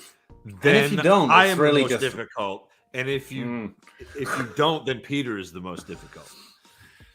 And also, I will very much change my approach rather rapidly and I do try and move as quick as possible based on which direction I'm taking my team, which means one day I might be easy to trade with in a certain direction, and the next day I'm like, no, I'm literally going the opposite direction of that right now. That's a really interesting that you just said that, Peter, that you change as quickly as possible. I was listening to a podcast today on game theory, and part of it was, and it's not a great game theory podcast, but it's fine. But they were talking about poker and how poker changed around the time that like Raymer and Chris Moneymaker and those guys came in, because you had the online poker and game theory. And so all of a sudden these guys took the poker tour by storm, because they were playing a different version of poker than the professional poker players had played, and were using game theory. And if you got out ahead, that was great. But now everybody knows how to play that way, and so the advantage isn't there anymore. It's kind of like the Moneyball thing. Like the A's won playing Moneyball because nobody else understood the value of on-base percentage and OPS. And as soon as the Yankees and Red Sox and Dodgers and teams like that realize the value of it, that advantage is gone. So being quick, being first, understanding the advantage and getting there is an advantage in itself. Yeah, edges dry up fast in a good market. Yeah. Mr. Scampers, just introduce your children to the Stanley Cup playoffs.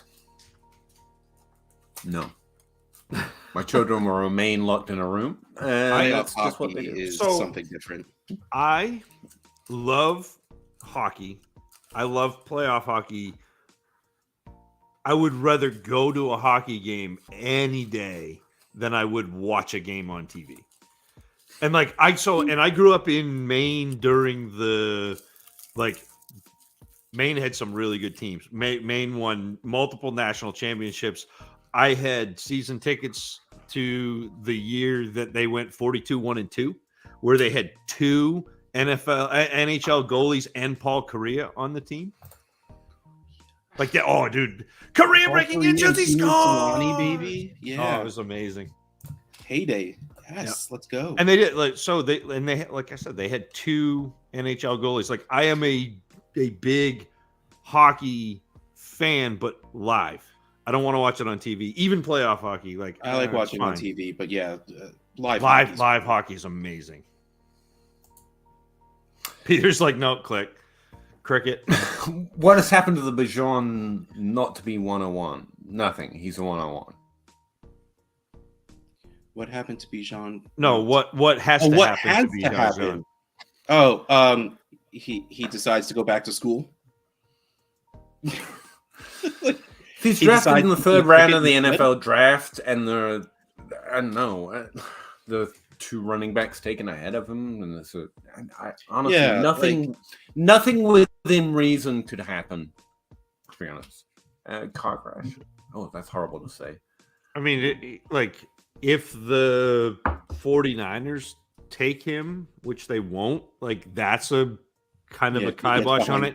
You might as well take a quarterback if he's behind McCaffrey, but that's not going to happen. There's really not much of a scenario, and we're really good. Peter, you can probably speak to this more than I can, but we're really good at really good at it. Running back, the best running back. We're really good at that.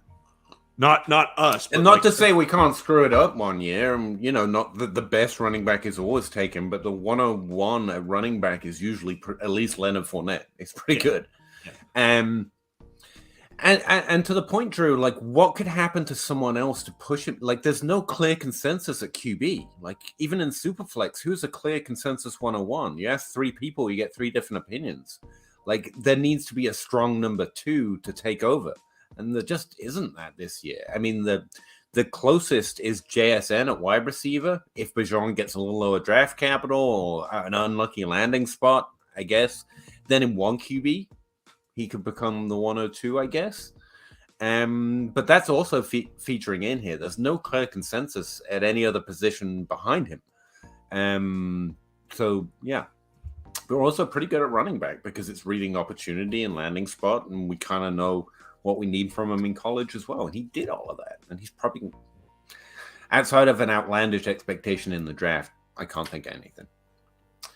Eagles signed Olamide, this guy, Super Bowl bound. Cool. Olamide Zacchaeus, baby. You read things from now I like that Peter went about 5 minutes ago went to a Tonga Vailoa, but he's just no, I'm not going to. It takes me a couple years to get very simple things, and I know the default is these names are too complicated. No, I'm just too stupid. These are all very normal, nice names. I want to run back. Stupid English people are not used to using words. The 2 supercalifragilisticexpialidocious. I want to run that one back. It's 2 in the. I suck at that too. Never got that. I was never good at the old word game. Mr. Scampers, oh my God, David Bell is Brian Edwards. But I said that. I said that last year when we were talking about David. I was like, I like David Bell. I like what he does. He was my wide receiver 4, but on film, obviously not after the draft, but 4, and it still felt like I don't know how he wins. It was the same as Brian Edwards. I had him graded very highly. He won against zone, but what's he doing? My kid's awake, so I think I need to go. I may be back, but we'll be around. We'll hold out hope. Good luck. Good luck. Drew Branley, 12-team Superflex half-point PPR, no premium start 10. How do you rank Gibbs, Levis, Addison, Quinton? Pre-draft. I have ranks. Addison, Gibbs, Levis, Quinton. For me. You put Addison over Gibbs? Oh, no, sorry. I like that. You're right. No, you're right. No, it's Gibbs, Addison, because I have JSN, Gibbs, Addison.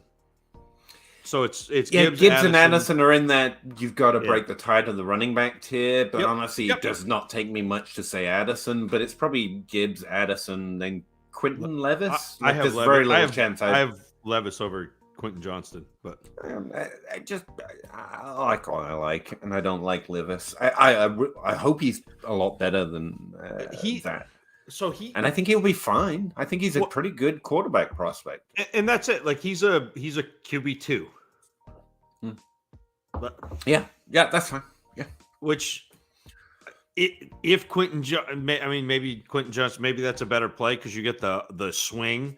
but I think that Levis, there's a better chance that Levis has more value next year than Quentin Johnston does.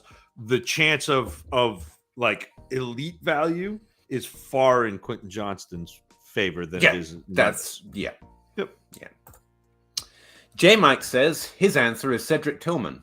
To what question we were answering every question an hour ago. But honestly, right. Good. Yeah, underrated. Almost. Awesome. Yeah, I like that. No, I mean, he doesn't like Tennessee at all. J Mike. No, I've heard that. Yeah. Devin.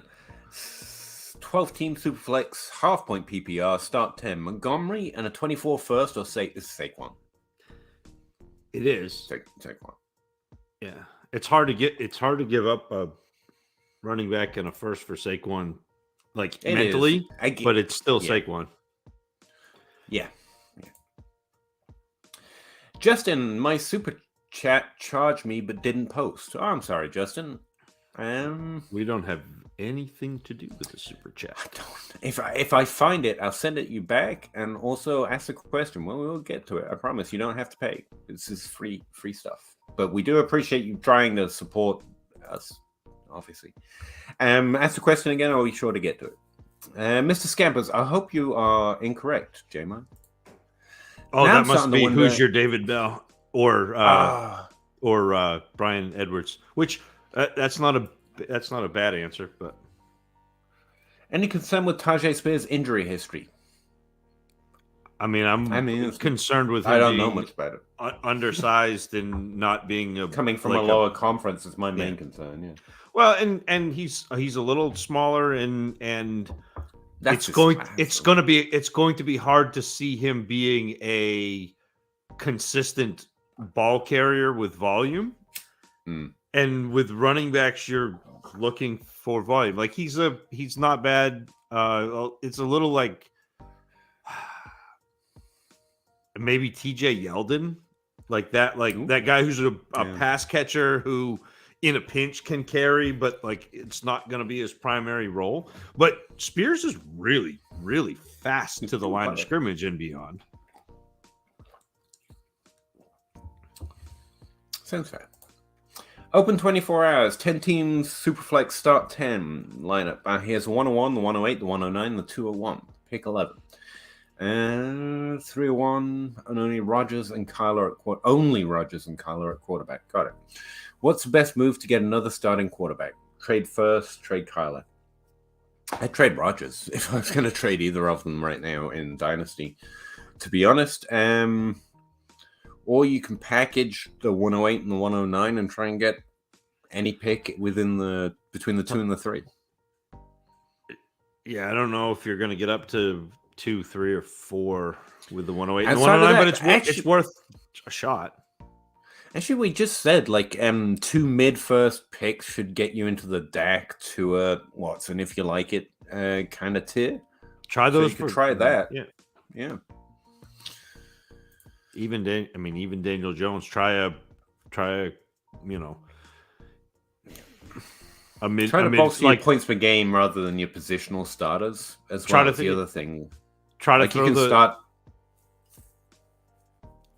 throw the 109 and the 201 for Daniel Jones, and then you may end up with Levis at 108, and you may end up with 2 stars. Like who knows? But I too have always owned shoes. Fair enough. Shimmy, I guess. In Superflex, tight end premium start 2, Russ's favorite, obviously. Are you taking a tight end before the 203? I actually think there are a couple of tight ends that are going to go off the board around then or before then in regular non-premium, to be honest. I have 6 picks between the 105, the 107, the 109, the 112, 201, 203, and then a late 4th. I'm starting to think about that at the 109, and I'm like, yeah, in a 2 tight end premium. Like normally, I am the guy who says I'm not taking a tight end in the first round, but you play to your league rules. It's the same thing in like Outhouse's leagues in TA where you got the 1.75 premium. that changes the value of tight end, and it changes especially because this class, like you said, Peter, there are several guys who have pretty good upside, pretty good, interesting athletic profiles, interesting tight end profiles in this class. Who's the guy you take at the 109 if you were to take one? Man, that's I'd have see. to That's where it's getting interesting with this class, because I think you want to say big guy, huge guy, Darnell Washington. Yeah, but you don't take him as a tight end 1, right? In a so league where you can't like spend a first round pick on him. He is my tight end 1, but you don't want to take him as the tight end 1. It was kind of like Justin Jefferson was the guy, but I didn't have to take him there. Like I don't think in most leagues Darnell Washington goes off as the tight end 1. Because I think it's Maya. And Maya should be the tight end 1 and probably who you should consider late first round. But I don't. But I'd I rather prefer have some of the others behind him, even though he should go first. It's a weird position. Have you? I haven't watched. Did you? I didn't. I haven't watched your tight end. I haven't video. made it yet. You haven't made it. I keep trying to make it, and my energy isn't right. I'm very bored of talking. What do about you? it at this point? I haven't watched Laporta yet fully. What do you see with the numbers? And I don't mean to put you on the spot, but to me, Laporta is the potential like sleeper cell tight end in this group. A, because he's really good. B, because he's really athletic. And C, because he comes from a coaching staff that has consistently, Kittle, Fant, like Hawkins, like consistently put out NFL caliber tight ends. And so all of those things together make me feel like Laporta could be like a super steal. Yeah, here's the thing about the tight end position. It's kind of with wide receiver, I've got an X factor that I know what to look for, and it's age-adjusted production. Even when it misses, I'm feeling pretty confident about favoring it if all else is equal or close to equal. I'm just going to go with a guy who is really outproducing expectation based on age. Running back, you've literally got draft capital, but also overall opportunity and volume. It's that simple. With tight end, it's such a tight pool of players that actually, even if you go down to Noah Fant, you don't have to look for Travis Kelce's, of which there have been 4 ever, pretty much. So there's this mix of size, athleticism, and some level of receiving production. And there are some exceptions. George Kittle was underproductive as a receiver going through a really rough period in Georgia, for example. But he had this uber athleticism that you could bank on a little bit. But even then, he wasn't the most size adjusted. George Kittle isn't the most athletic tight end that's been drafted since 2016. And some of those have been disappointing, but they've all done something. So this weird mix, and you have to just kind of, I don't know, read the narrative. And that's why I'm struggling with my video. I don't know what to point to say this is why. But I've got him as a tight end too. I think Michael Mayer ticks every box, but that is the most boring thing at the tight end position. Like 3 years, good production, hits the average yards per route run, which is more important at tight end than even receiving yards per team pass attempt. And so I go looking for stuff that has no signal. Like Mike Mayer got 3-point-something yards after catch per reception. That has no signal, by the way. But it's just kind of describes him. It's like boring. It's like, Whereas Donald Washington's getting 7 yards after catch per reception on a really small volume. And you can just see how there's dynamism to his ability in the receiving game. But that's not terrible for Maya. A few tight ends, especially when they tick all the other boxes, can be Austin Hooper. They can be Noah Fant. There's no reason to not like Michael Mayer. To be clear, he should be the tight end 1. He's well-sized. He's got decent athleticism for the size that he has. He's just not the best in anything. Whereas Donald Washington has very interesting outlying numbers. Laporta kind of exists between the two, and I've got him ranked as a tight end 2 right now because he only hit 1.9 career yards per route run. The average for top 12 tight end is 1.9, and I'm not going to dither over it because he actually had a decent overall possession of his receiving offense. And I know I'm boring you now, but he was a decently large portion of the receiving game, if underproductive on a route run basis, but it's tight end, so I don't care. He is also well-sized, and athletic, and he's got this pedigree of this team knows how to develop tight ends. And I like all of that. When you put that together in a picture, I'm with you. I'm like, I can't point to a single thing to say, oh, this proves he is Noah Fant. If anything, I can point to why he's close but not quite there. But when you put the whole picture together, I'm like, yeah, Sam Laporta looks... Yeah. It looks like it. I'm going to have to watch Dalton Laporta. Kincaid, by the way, the best receiving profile in this tight end class. Like, it's phenomenal. It's Trey McBride like, but he is slightly better sized, although still slightly undersized, but slightly better sized than Trey McBride. But he ran no 40 time. Not that that matters to me greatly. I assume he can run a 4.6 at minimum, 4.7 like Michael Mayer, and that will be fine.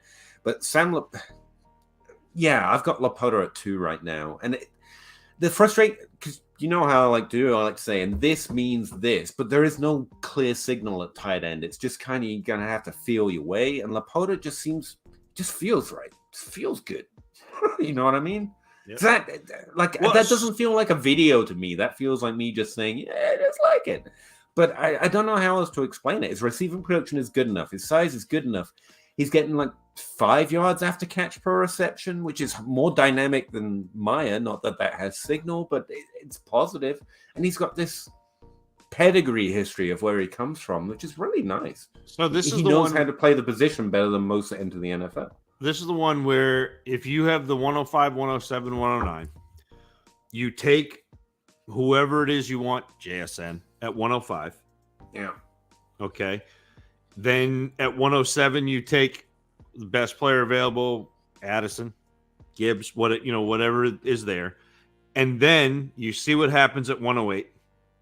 At 109, now you have a decision. So if Mayer went at 108, at 109, I'm probably taking, Laporta or whatever tight end that you want. If Mayer doesn't go at 108, then at 109, I'm probably taking the best running back available there. I guess if Will Levis falls, fine. Whichever, if one of those 4 quarterbacks falls, you do that. Because then at 110, 111, chances are you're going to be back into your tight end at 112, 201. It would not surprise me if you get Laporta and Kincaid if you want them, or Laporta and Washington or whatever it is there at 112, 201. And that's kind of how I'd play it. Yeah, that's why I keep recording and re-recording the video, because my answer is I want to take shots in this tight end class. And I don't want my draft mates decide which one I get. But there's 4 players, 5 even in this draft class. So I'm like, yeah, I kind of like him. And also there's a Josh Weil, I think his name is, who's, a 3rd, 4th round pick. And I just like a lot of his numbers off the top. And I'm like, yeah, I'm going to take shots at tight ends, especially after the 2nd round. And he fits the bill. He's my Kenny Yeboah this year, who I still don't regret. I'll spend a 4th round pick on a tight end, and I don't care if it turns out to be nothing. It's just worth it in the position. This is why it's so much easier to just target 2nd-year tight ends. It's like, just go get Tim McBride and Greg DeLuch. We'll worry about these guys next year. I'm taking Trey Lance over the 102. Wow, that's a strong take. Chicago, 12 teams, start 8, 1 QB, a half-point PPR, 1 point PPR tight end premium. Okay, so they get the half-point boost. He has the 101, the 102. He has no running backs. AJ Brown, Metcalf, Garrett Wilson, good wide receivers. Rashad Bateman, Pitts, Andrews at tight end. So you're good at tight end. Got it. Would you go Gibbs or JSN at 1? I would go. I'd still go JSN. Even with trash at running back. Yeah.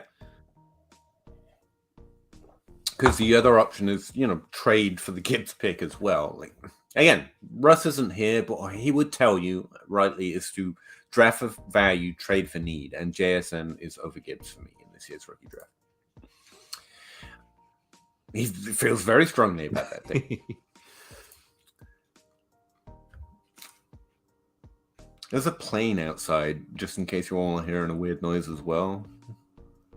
We don't get much air traffic, but apparently that's what it is. I made some really bad trades this off season. Same, man, same. Pretty much rebuilding around Watson, Herbert, London, and Burks and Trey Lance.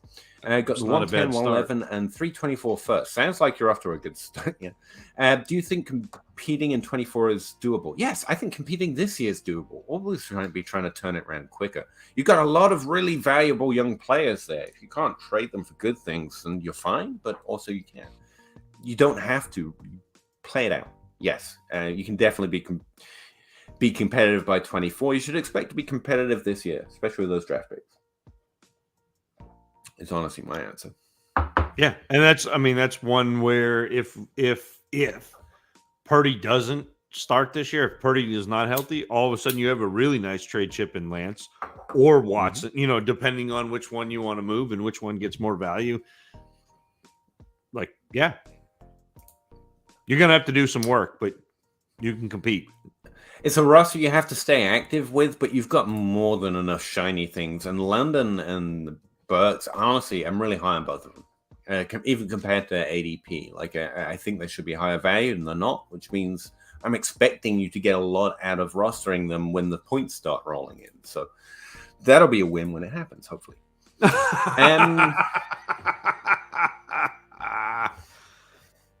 I don't. I can't. That actually hurt my voice. Like, and not the high part, but like I couldn't get like the second verse to try to get up to the high part. I know you like a couple of people commented on that. Like I couldn't get the second verse, the high part, because I did so much damage trying to do the low stuff with that guttural, that gritty, that. But it was worth it though. Tear your voice box all up. It was worth it. So the best part was I did it. So I was recording it, and my two boys were in the other room, and they immediately came out and started like singing with me when I was doing the initial recording, and we just like laughed, like rolling on the floor laughing. And then I got done and I played it for them, and they were like, "Dad, can we make a video of you?" And I was like, "Absolutely, but we have to build a Lego piano."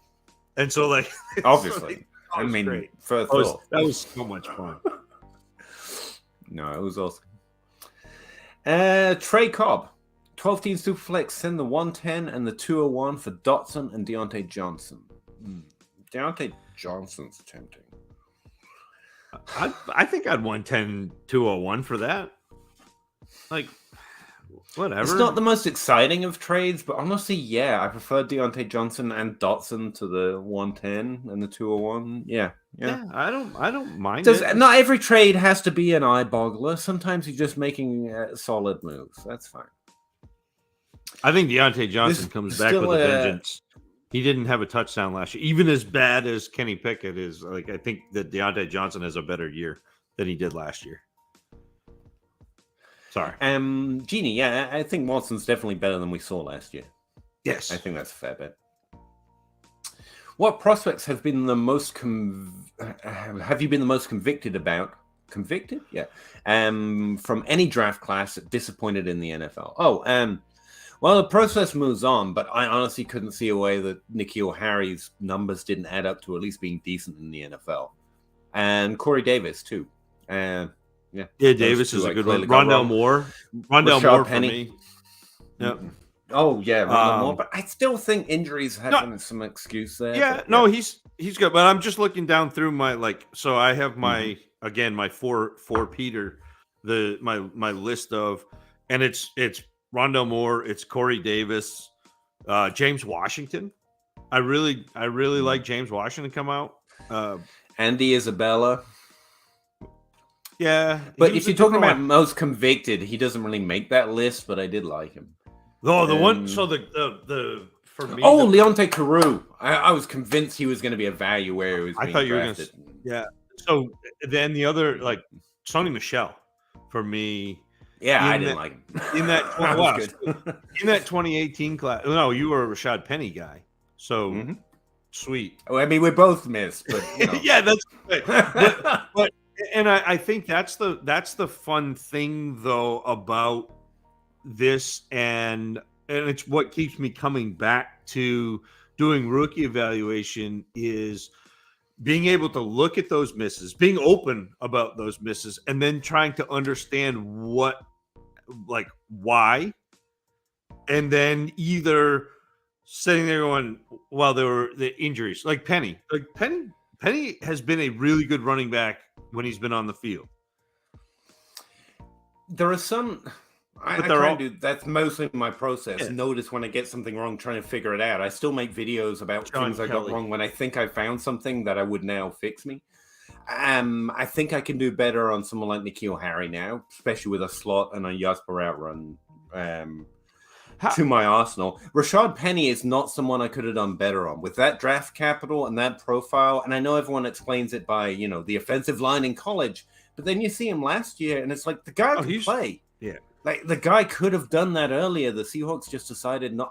I'm still convinced. Like, I don't think there's anything pre-draft I could have known. And Jake will still owe me for it. But, he should have played, and he should have done something. And last year, again, it can do it. So it wasn't, guy can't play. It was just open lines in college. Well, there weren't open lines last year, and he was able to play at an older age after sitting for so long. Everyone explains that by injury, by the way, and don't let him get away with it. He could have played that rookie year. It was just wrong, but everything would still point to him doing something that rookie year. It just would. Apart from Jake Anderson. Screw him up. So Rashad Penny, I was utterly convinced and utterly shocked on. As far as Jalen Reagor is one of my biggest misses. I had him in the tier with CeeDee Lamb and Justin Jefferson, and so he was the miss. And I was utterly convinced in all three. I couldn't find a way of separating them out. And honestly, he had the better athletic profile. And for once, I was like, I guess I'll just point to that. But his receiving was great too. And I don't know I've got anything. He falls down in my models now, but I don't know how much of that is just, models try to update for what happened. But that's to me, that's the tape part of it is now looking for wide receivers that need to be schemed open is a real big red flag. It was when everybody was, not everybody, I don't know if you were or not, but when everybody was after Laviska Shenault and they were like, Laviska Shenault is going to be, and watching Shenault, you're just like, this is the big version of, what Reagor did. And the same thing with, players like Kadarius Toney, even Wan'Dale Robinson a little bit. Like, they're players who really got schemed touches, and that's fine because you'll see them be really efficient. But there aren't very many NFL coaches that are going to scheme a guy 15 touches in a game. So the big hits, if I have any, and I think I do actually, has mostly been the NFL not getting something wrong, but lower draft capital and people not understanding why. Amon-Ra St. Brown hit, Stephon Diggs, T.Y. Hilton, digging back through. I tend to be pretty good on that. Over the last few years, it's felt bad because there haven't been many, and the ones who haven't hit my models well. Darnell Mooney, I was definitely too low on him early, and someone like Zach liked him a lot more.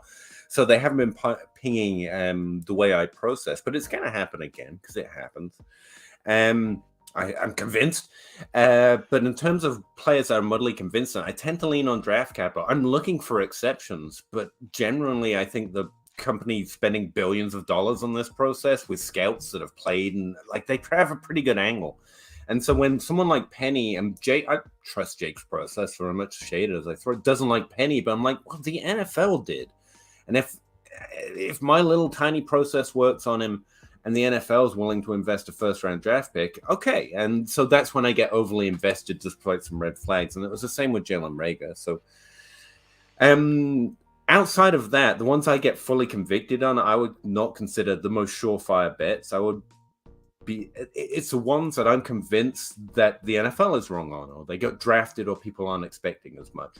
And David Bell last year, honestly, put on the list. I really thought he was going to be someone like Stephon Diggs, someone like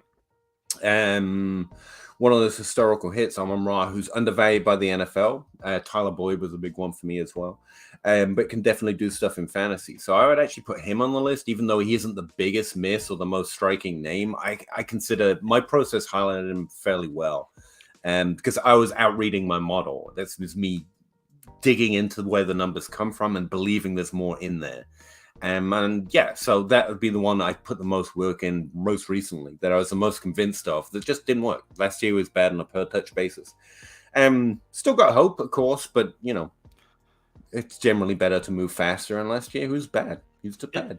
And the second part of that question that is the how do you adjust your process? And it's it's attacking. Okay, what missed, and then why it missed. And so, like, the one I always point to immediately is John Kelly, because John Kelly ran to contact, and you watched him in college and just run through guys and punish guys. And it was really exciting. You're like, this is a player who can catch passes, but he can be a bruising running back, and he can be a between the tackles guy, and he's going to get every last yard. And then you realize that in the NFL, running to contact is not a great idea, because all of the linebackers have another 35 pounds on them, and they all run, faster than the collegiate linebackers. And so trying to pick that fight in the NFL is not a successful way to go about it, unless you're Derrick Henry. And even then, like, he loses some of those battles too. So what chance does somebody like John Kelly have? And so it's identifying the traits that, for me watching the film, that I thought were valuable that are noise, essentially. Yeah. So that's there's been a lot of stuff with age, and the way of getting better at him, adjusting the process, is knowing when you've got something wrong, being analyst enough to go, look, I felt really strongly about this and it was wrong, so that you can go back and look. And ultimately, there's been a lot of stuff that changes. I'm still looking for similar things, but I'm looking for better ways of identifying it. I'm looking for good age-adjusted production of wide receiver. Breakout age was the start of it, but then realizing there are a whole bunch of guys getting a 19 breakout age, and they're not all created equally, and some are coming from different conferences. But then realizing the craze we had of adjusting for conference level, I realized very quickly it just doesn't work. You can't say that you can adjust on an even scale expectations from the MAC to the SEC. It just doesn't work like that. And so there's no across-the-board adjustment you can make. But then we find a better volume metric for how much of the offense you're actually co-opting and receiving yards per team pass attempt. And so I just moved off of market share entirely. And so I'm still chasing the same things, but I'm trying to find better ways of more correctly identifying, relative to where they were playing, how they were doing it. And that's what slowly started to move Rager and N'Keal Harry down the board of my model as it's improved. But I don't have clear things I can point to, like Zach's pointing to, because I'm just chasing numbers, and they don't I don't always necessarily understand what they're correlating to. So it's a little rougher for me, I have to say. You can lose a lot of faith. Honestly, there's no part of the process I am more awash and wondering if I know what I'm doing than when I start to dig back into things to try and remodel and re-understand what happens. Because honestly, some of it's just, I don't know what went wrong. I don't know why this changed, but it's changed. And I think the most recent adaptation to the process is adjusting expectation based on where players were playing. Yards per route run and receiving yards team pass attempt based on how much of the time they were running in the slot. Someone in my Discord just pointing out that Fusu Vu has been talking about how contested catches correlates to slot rate. And that just seems like a duh moment for me, because I haven't been chasing who's the alpha, who's winning balls, because I know for a while that that's just not what makes a player good or bad when they elevate to the NFL level. And it makes sense you get similar size targets based on similar areas of the field where you're getting targets. I don't have anything that really points me to being schemed open, but it would be great too. But also just listening to people more closely for the things that I know I can't identify when they are taking on other information that I don't have in my data. And I'd say that's part of the process that's updated as well. The other thing I will say, that as somebody who watches film and gleans most of his information from film, having people like Peter, having people like David Wilsey, having people who look at I miss Kent Wyrock. He did some good work too, but like having the guys who do the numbers is a really great series of checks and balances for me, because they can do a greater range of historical data, because I haven't put my eyes on everybody from, like, how far back does your data go? To 2001, really. Yeah, see, I haven't watched all of the prospects who have come out since 2001. I just am physically not able to do that. So you have that, a bigger sample size, a greater sense of trends and things. So that is nice to be able to do checks and balances with. And then it's also nice because you can cast such a broader net than I can. So if you're interested in a player that I haven't watched, I'll go back and look at that. If you and I are very diametrically opposed on a player, I'll go back and watch and see if I missed something, because you can do things that I can't with the film just based on a volume. And obviously there is more obvious subjectivity to film than data in theory. I mean, obviously some people do the adjusted score, and so there's some degree of subjectivity when you start trying to figure out what you're adjusting and how much you're adjusting it by, and that sort of thing. But like, it's nice to have that set of checks and balances. I think that's why it's valuable to listen to both, like, the people who evaluate in areas of expertise. So yeah, just knowing what it hasn't been able to do has been useful too. Like, I loved Ashland Doolan, and before that I loved Justin Watson, and there's just no clear way to compare what people do in those level of conferences. This year it's Puka. Like, his numbers look great, but there's no real way of comparing them to all the other prospects. He might be phenomenal, as the numbers suggest, but then when you go and adjust him based on where he was playing, it's actually not phenomenal. He's kind of average, but it looks great when you can look at it straight up to SEC. Could he be, with that athletic profile, he could do damage in the NFL for sure, and then everyone thinks they've identified something, but it's just misunderstanding the cause of it. There's no real way of comparing numbers of players that come from that conference to the rest of the player pool. It's just it generates different numbers. There's no easy way of adjusting it between the two. And so, yeah, learning what you can't do has been more useful than finding out what I can identify, to be honest. Yeah. And failure. Speaking, you were talking about the historical examples, and while I'm boring everyone with this, I've been really rolling this around in the back of my head. There's a big problem right now where it's great that content is getting more voluminous and there's so many people saying so many smart things, but we're all becoming more and more dependent on the same signal. Right now it's PFF, routes, and slot rate, right? I've only just got access to it, but I was competitive with them before that, I'll point out. All that data in college goes back to 2016. Stephon Diggs looks like ass if you use the best signal, which is the average signal at wide receiver, because he's got 1 year of data, which means we actually have a much more limited sample of most of the stuff that's rolling out right now. And there's some really interesting trends since 2016, and that only gives 2016 class possibly 2 years to actually evaluate, by the way, which again skews their average. But like I said, we haven't had a lot of lower drafted hits, Donald Mooney, Amon-Ra St. Brown, in the last 3 years. That's skewing the data because we already have a more limited sample set than we used to previously do. Tight ends, it's the other thing I've been squinting at, which what put it in mind. We haven't had a great tight end class in a minute, and there are so few tight ends anyway. I think we might be seeing some, I don't know what to call it.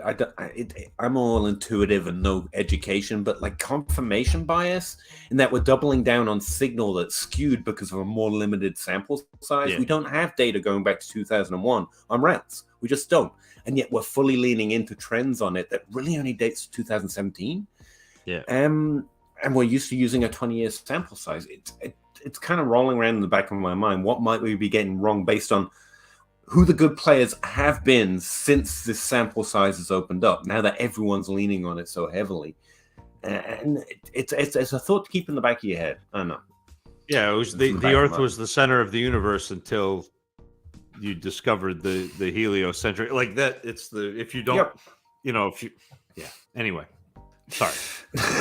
Probably more depth than I was thinking, but yeah, good point. Galileo. Oh, 18 2QB PPR. I have the 102. Not sure what to do. 2QB. Probably taking a quarterback. Take the best QB value. I have 3 good QBs already. That doesn't matter, but cool. Draft JSN to add more. There are situations, and we talked about one last week, where you should just take JSN because you know your league, and there are various situations where you're just going to have to. And you can, like to Russ's point, you can draft whoever you want, whatever feels good. But broad dynasty scope, you should just take the best player available, and that's probably a quarterback in that format. I try to add to the 102 and see if I could get, like, if I wanted a running back, add to the 102 and go up. Get Bijan. Mm-hmm. If you can, and yeah, that's the first move, right? If you, most people will tell you to trade back, and I think that's a better move in a startup. In a rookie draft, the first move is try and get the pick you want. And if it's not the 102, because you need running backs, not quarterbacks, then it's try and go get the 101 to get Bijan Robinson. Trading back is also an option, but I'd rather trade up from the second round to get JSN. And don't be worried about that. Like you say, you have a hurting running back 2 slot. Whoever your running back 1 is will be your running back 2 if you trade up to go get Bijan. Hypothetically, unless you have if the CMC, Eagles, I guess. But that's a fair point, actually. Yeah. Hypothetically, if the Eagles don't add a running back in the draft and start the season with Penny and Gainwell, who would you roster, Penny or Gainwell? I'd rather have Penny. Yeah, and it's not to say that Gainwell is a bad player, but the Eagles only had 65 targets total to running backs last year. Like total, 65.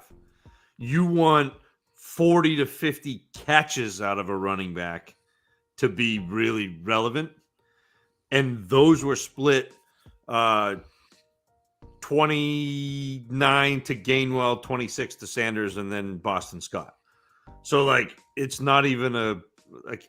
Gainwell was there and already not earning that volume. I think it's I think it's Penny. Penny will be the ball carrier if he's healthy, and I don't think that Gainwell can. Yeah. So, Anthony, I'm interested in Best Ball Dynasty League. Me too, man. Check out Scott Fish's website. What is that? Safe Leagues.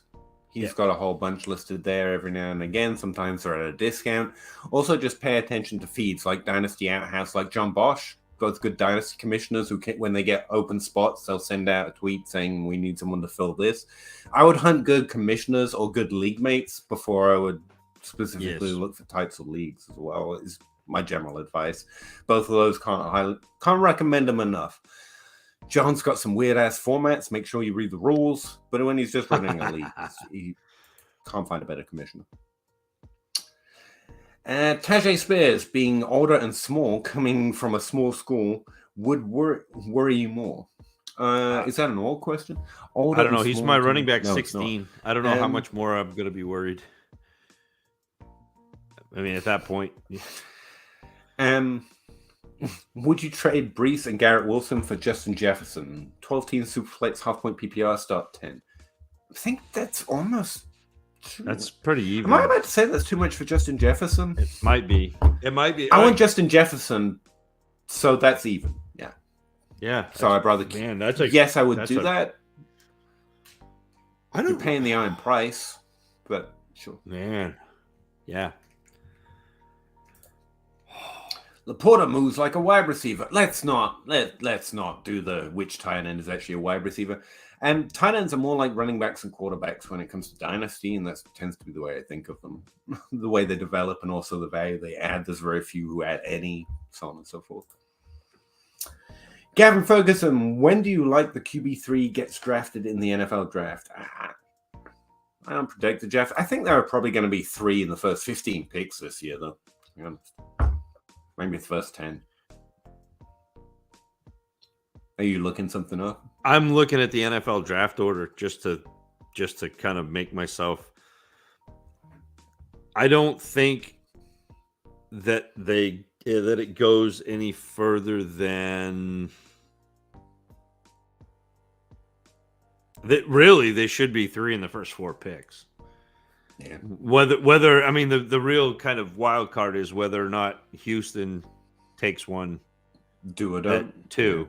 Yeah. Whether so, Carolina takes one. Carolina, I it won't surprise me to see Carolina take Bryce Young. Yeah. But who knows? And then Houston, I think so. But they should. And then the Colts should take one at 4. So that would be 3 in the first 4 picks. There you go. Luke Musgrave is interesting too. Yeah, I've heard his name. I can't remember in my notes exactly right now, but they were mostly negative. I don't think he probably played enough games in very many seasons for you to do anything. I think that's the gist. Yeah. Not touching any tight ends in anything under 2 tight end premium before the 206. There'll be plenty of times to buy in for the cheap when drafts after the draft, and they don't produce year 1.5.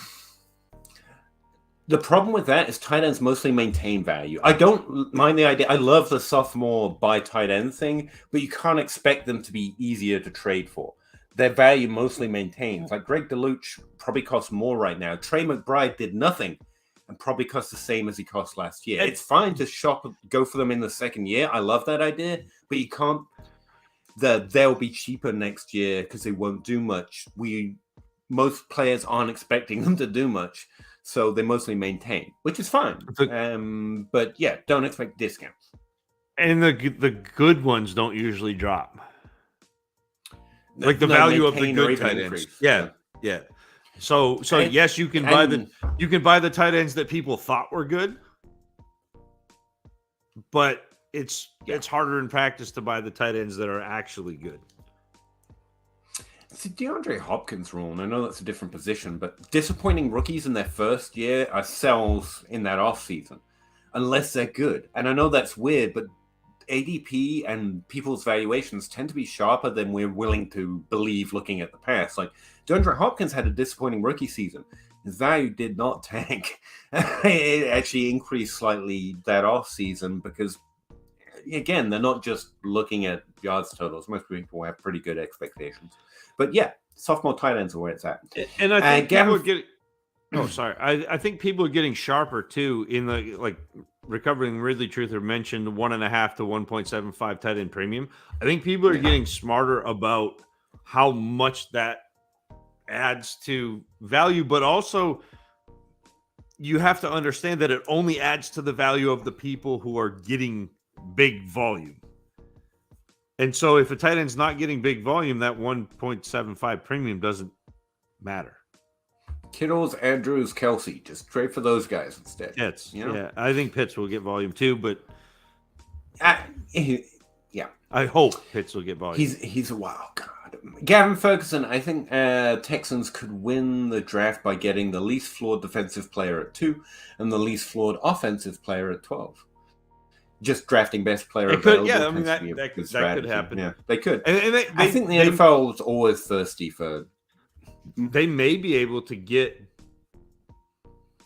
I mean, they'll be able to get a top 3 quarterback probably at 12, unless somebody trades. I mean, that's the other thing is we don't know. Like there could be draft day trades too. So like somebody could. I can't imagine trying to predict the draft. To be honest, with you. There are so many factors that go into it. It's gonna be a fun draft. Can't wait to see it.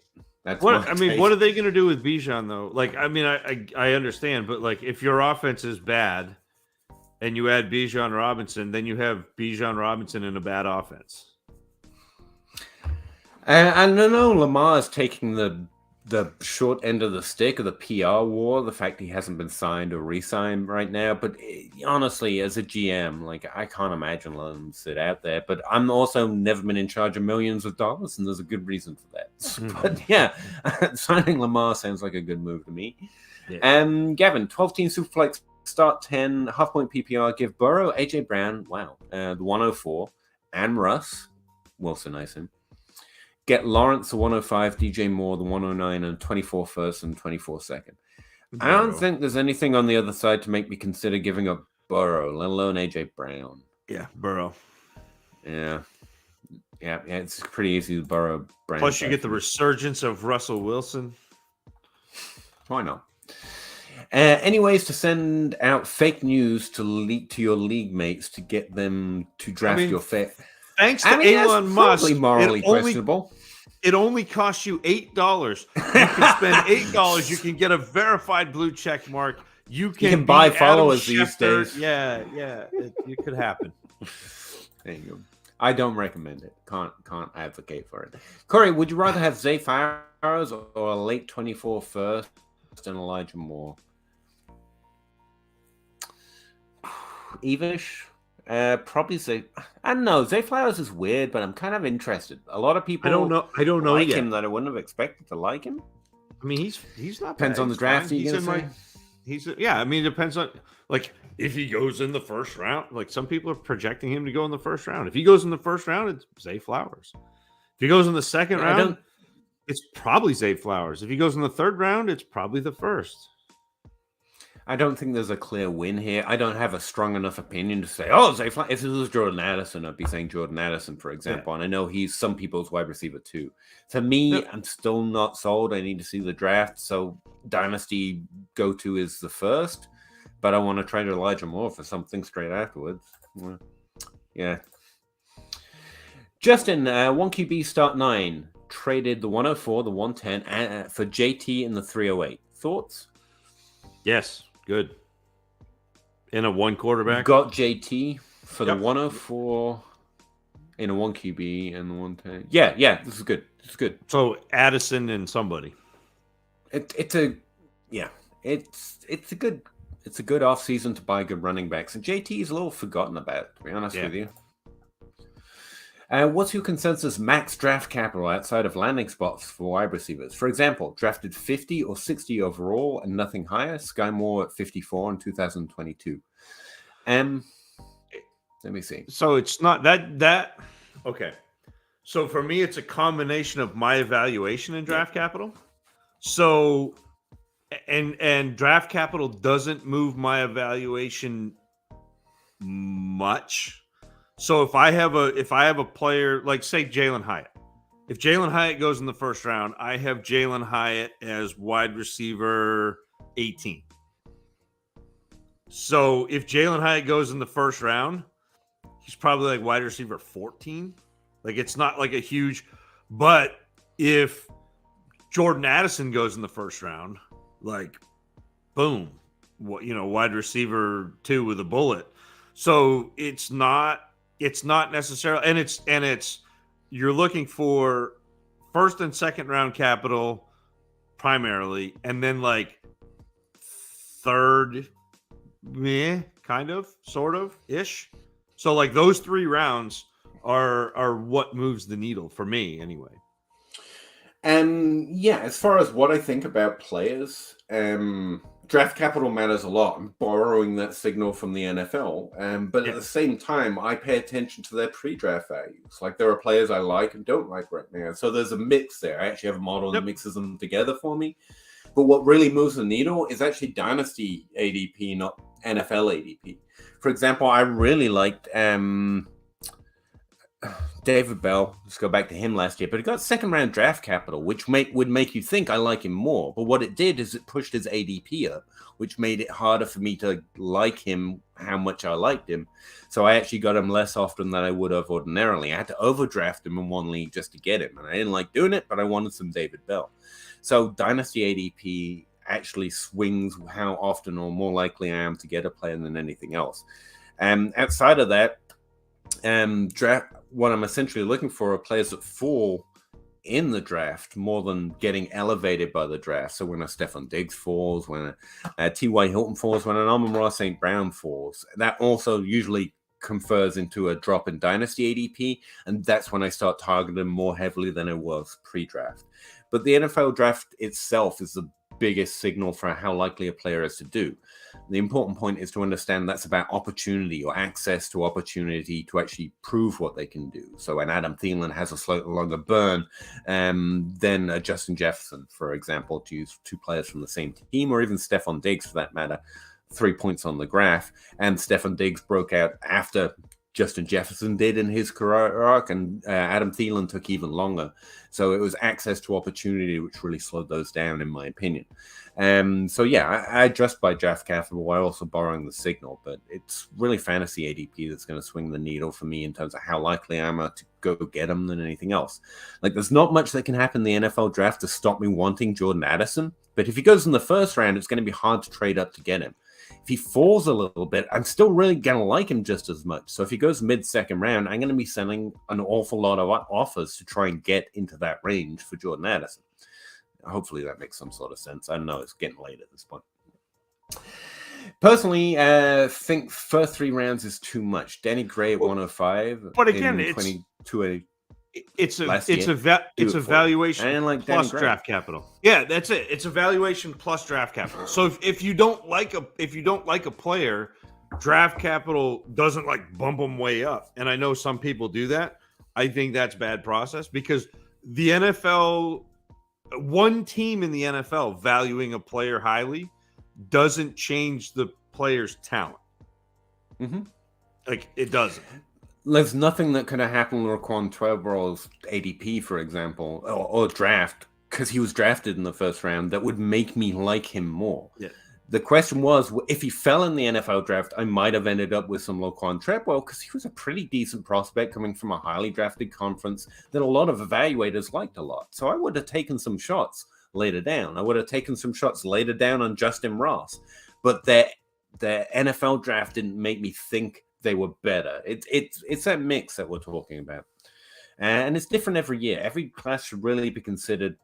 Actually, someone was asking on Twitter the other day about draft class hit rates, and I think it's one of the more interesting things I've done with ADP by looking at hit rates by position per year, because we talk about average hit rates in the first round and the second round at wide receiver and running back.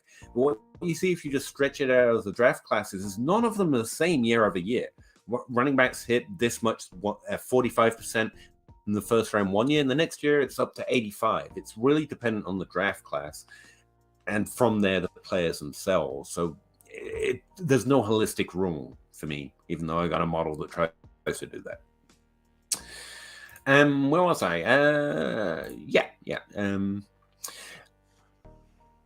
This was another thing. 4th round players. Was it 4th or 5th round players? The highest value over expected that we've received recently from the NFL draft have been outside the first 3 rounds. And it was a thing I meant to write up because there's a whole bunch of 4th or 5th round players who've actually been doing something. And it's not the first 3 rounds lately that we've been getting value from in fantasy. It's these 4th round players. And it's interesting because we usually do think about those top 3 rounds. But again, there's nowhere Danny Gray that could have been drafted that I would have been like, oh, now he's good. I just would have been surprised if he was. Tyquan Thornton went 50th. Yes, he did. He actually ran an interesting number of routes last year, by the way. Him and Alec Pierce both show up as, there might be more volume than their volume suggests because they're on the field a little bit more than you would expect based on their draft capital and how few points per game they scored. Interesting. G16 traded Mixon in 10-team Superflex, the 103, the 107, the 402, and Sky Moore this morning. Thoughts? I mean, hopefully you get a few of those tight ends in the 3rd round, I guess, would be my bet. It just looks it's about what Mixon's worth. You traded a mess for a mess. Yeah. But, I mean, Sky Moore's on the Chiefs. He can catch a touchdown and someone want him for a 2nd round pick at some point, I guess, but I'm not happy. So I'm not disagreeing with your trade here, but you didn't get anything I'm particularly excited for. Like Zach said, it's kind of the picks are probably better than the player at this point. Yeah. in Dynasty. Open 24 hours. Do a listener Dino Best Ball League. I've thought about doing that with my Discord and Patreons a few times, but I'm not a commissioner, and no one wants me to be a commissioner, and so it's kind of hard to we'll do a best ball. Hey, let me find someone else to run it. It's a little weird, but yeah, we should get something on. Good idea. Henry Ruggs went 12th exactly, and he couldn't have had better draft capital. And there's nothing that I tried my best with Henry Ruggs. I really dove deep, and I wrote an article up on the positive data argument for Henry Ruggs. And I really tried to find positives. He was a playmaker who was dynamic, seemed to attract touchdowns like he was a magnet, and the ball was made of steel. There were positives there, but there's really nothing. He could have been drafted first overall, and there's nothing that would have made me equal to ADP on him. Allen Robinson, Robert Woods, or rather, no chance putting them in your lineup. I'll trade them for whatever anyone's willing to give me at this point. And I don't roster them anywhere, so I've been out for a while. What do you guys specifically look for in film when you're watching a player? Me? Nothing. Let's go with running backs. For you, Pete. Yeah, so I would recommend, before Zachary tells you something, check out the Hootenanny. You get 3 opinions where they literally tell you how they break down film, and also do it with the prospects from this year's class. I learned a lot that immediately went out the other side of my head, but it's an interesting way of learning about how they evaluate film. I literally don't. I enjoy film. I do watch, don't tell anyone, but I take nothing from it apart from the enjoyment of the game.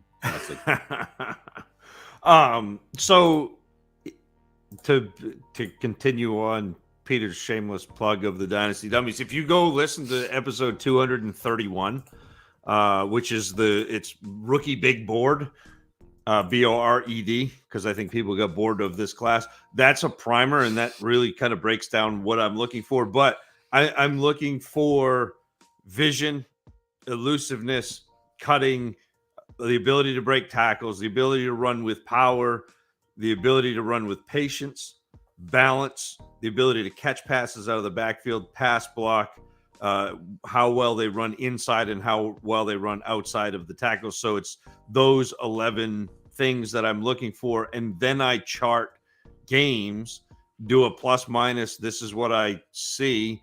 And so I will chart between 11 and 16 usually games, or 8 and 16 games. Sorry, not 11, 8 and 16 games. And that way I can see what was done consistently well and consistently poorly. And so it's easier for me to evaluate once I do that. So I try to be as objective in a subjective process as I possibly can be. And so that's kind of how I attack it. From a numbers perspective, not that you're asking, there's really only 3 things to look for. There's volume, there's efficiency, and there's context for both. There are some interesting stats right now where we try to merge both, and that's yards per route run and receiving yards per team pass attempt, or just yards per team attempt. At the NFL level, that seems to have some signal as well, which tries to do an interesting mix of both. It works like a volume stats in terms of testing, but it's clearly also measuring in a level of efficiency in terms of how much do you get per something else. Efficiency is least reliable. It has no signal, but it does offer a key to that context.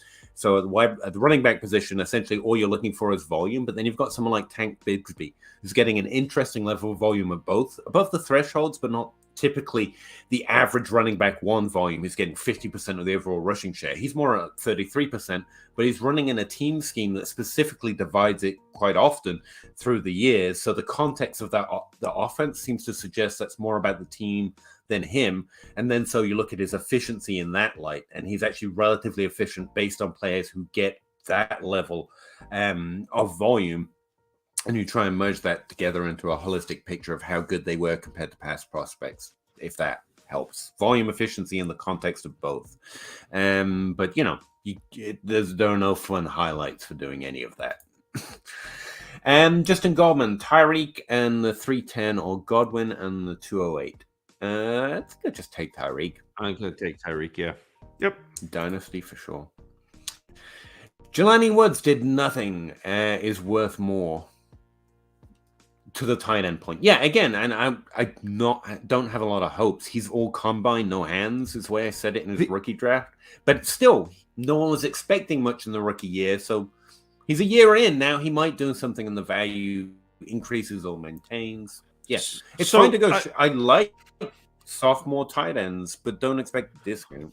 Well, and the thing is, it depends on what the neat thing about second year tight ends is if you see somebody that played reasonably well, Mark Andrews, for example, George Kittle, for example, like their increase in value didn't get to the point where it was exorbitant. And so I have a whole bunch of tweets where in Kittle's second year, I was like, you should go do this. I have a bunch of tweets from Andrews' second year where you look at Andrews and I'm like, okay, Algie Crumpler rides again. Like Mark Andrews is a buy. Let's go. And I like Pat Fairmoth's first year. He cost more when I bought him in his sophomore season, but still not markedly so. So it was still worth getting a middling tight end in the sophomore season versus taking you get a little bit more information, and the ones who do positive, you don't get such a big value jump that it's too terrible investing. But I also don't mind spending a second round pick on a tight end with a good profile. That's the other thing is I don't mind spending a second round pick on a tight end with a good profile. I do try to shy away from first round tight ends relative to that class. Yeah, like Kyle Pitts was a great first round pick because he wasn't going to be worth less than that for 2 years. And now Kyle Pitts was a great first round pick because you could immediately turn around and trade him for 3 firsts. Yeah, so it's immediately relevant to the relative to the class. Yeah. Gavin, right now, not draft or landing spot based, Levis or Quentin Johnson? Quentin Johnson. See, I'd take Levis, but just barely. We disagree and hate each other now, obviously. That's fine, yeah. Catch these hands, as it were. Sorry, I didn't mean to interrupt you. I thought you were done. No, that was it. G16 saw something earlier today about Stroud having some character problems, standing up the Manning passing camp after saying he would be there at the combine. I really try not to listen to that stuff. The NFL will tell us what they think at the draft. I mean, not to be too blunt about it, but there are several rapists actively in the NFL right now who are highly valued and highly paid. Like, who you are matters little if you're talented, and this is a guy maybe snubbing a training camp. Like, that doesn't move the needle for me. Gavin Ferguson, the Jets offense was bad and they got Brees. You get the best player, right? The Colts with JT. I can't speak to what an NFL team should do. I have my own thoughts, and I'll freely argue about it. But honestly, I don't know what an NFL team should do. Your fantasy team, yes. So I think that no, as an NFL team, you don't you don't add a run. I mean, it's kind of like building a fantasy team. Like, what is the sense in stacking up running backs if you don't have a team that's going to compete? Like, it just doesn't make sense to me. That's like the last piece I add. So again, if I was building an NFL team, which I'm not, and I don't have any experience doing it, and I will fully cop to that. But if I wasn't this a Saquon Barkley argument? They shouldn't have spent the pick on him. Yeah, and it's not a matter of is the player good or bad, because Saquon Barkley is obviously fantastic. Breece Hall we thought was awesome, and he was. Bijan Robinson, I think, is awesome, but that position doesn't necessarily give you the advantage that offensive line quarterback, defensive line cornerback gives you in a team building area. And so yes, but I think that those are draft for need instead of draft for return in value, which is not the way you want to do it. The analytic consensus seems pretty set. Like, it's pretty much proved that, Saquon Barkley and Ezekiel Elliott don't add enough to your team to justify first-round running backs. Again, from my point, I'm not really deep into the weeds on that, but the people saying it tend to know what they're talking about more broadly. But Saquon Barkley had an effect on the Giants. They've been a better team with him than without him. I also see that argument, that side of it. From a fantasy perspective, it's remarkably simpler. Notably, it's a much simpler game. It's get the best player. And if they're drafting the first round like Saquon Barkley and Zeke Elliott, they're going to be. That's good.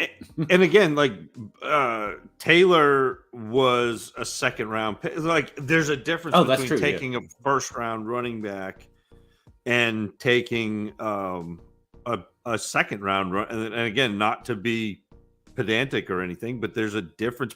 And the same thing with Breece Hall. Like Breece Hall was a second round running back. So it's not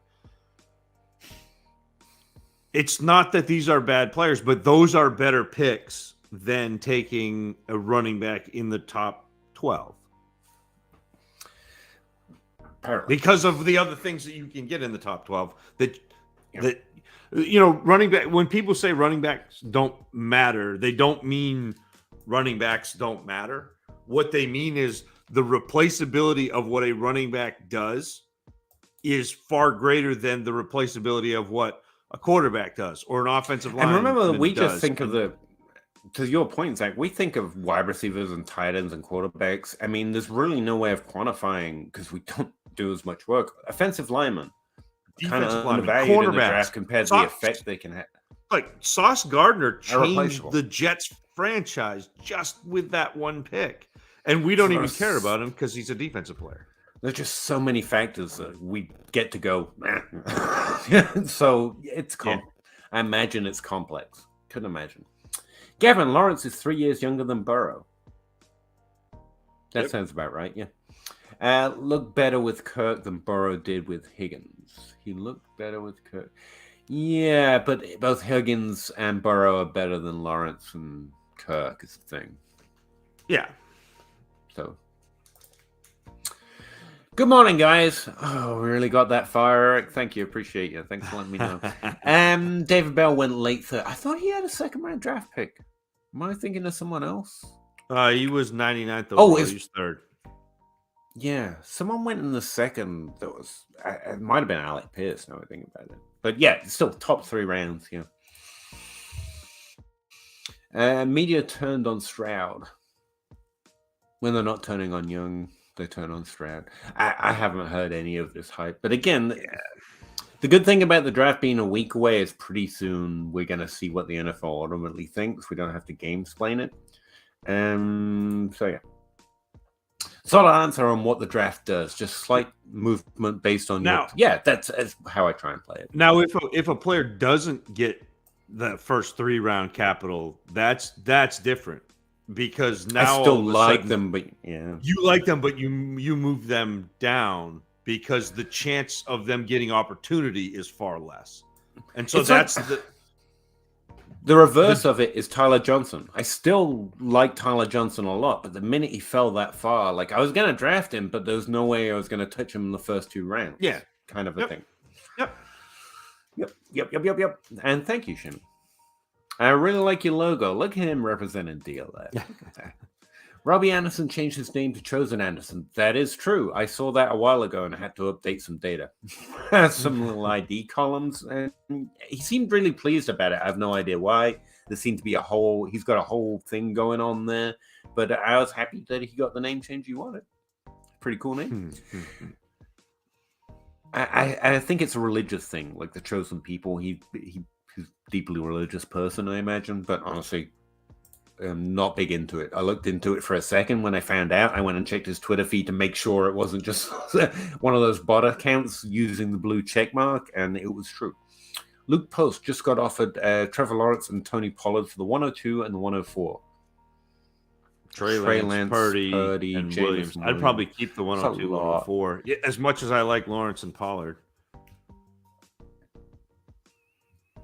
Solid offer, but he's asking you to tack on way too much there. Like, I'd rather roll the dice, see what Jamison Williams can do. He's essentially a rookie this year as well. Purdy may well be the starter. Purdy and Lance, you've got the San Francisco 49ers starter somewhere. That's too much. Yeah. I mean, so you've got a starting quarterback there. At the 102, you have your pick of starting quarterbacks that come out in the draft. And then at the 104, you can take either the third quarterback off the board or JSN, depending on what you want. Like, I'd rather have the 104 than Pollard. I think that the 102, Lance, Purdy, and Williams for Lawrence is more than fair. I like Lawrence a lot, but this is 102 plus Lance plus Purdy plus one. It just gets to be too much at a certain point. Chris Gifford, great show, gents. Appreciate that, Chris. Thank you. Have a question. That's what we're here for. What would be, read the question, Pete. What would the value be for Justin Herbert, the moon? Seriously, there are very few things. Yeah, I mean, he says three firsts, 4 firsts. It's somewhere in that. In Dynasty, nothing should really be worth more than 3 firsts as a generic value, but clearly there's context there. If one of those firsts is a 102 and one of them's a 102, the 103, that's just a generic line I draw. Saquon Barkley traded for 4 first value after his rookie season fairly commonly.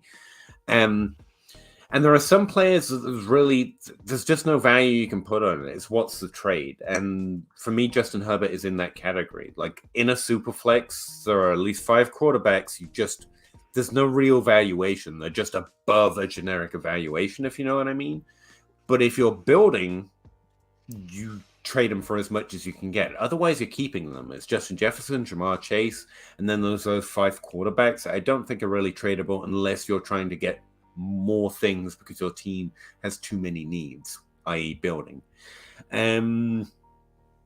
There's no one at the quarterback position or running back position who currently fills that need. Bijan Robinson is kind of penciled in at the running back position, but we haven't seen it yet. Tight end, it would be Kelsey, but we're really entering the twilight of his career at this point. Worth it. Always worth it because there are so few, but you can't call him on that list.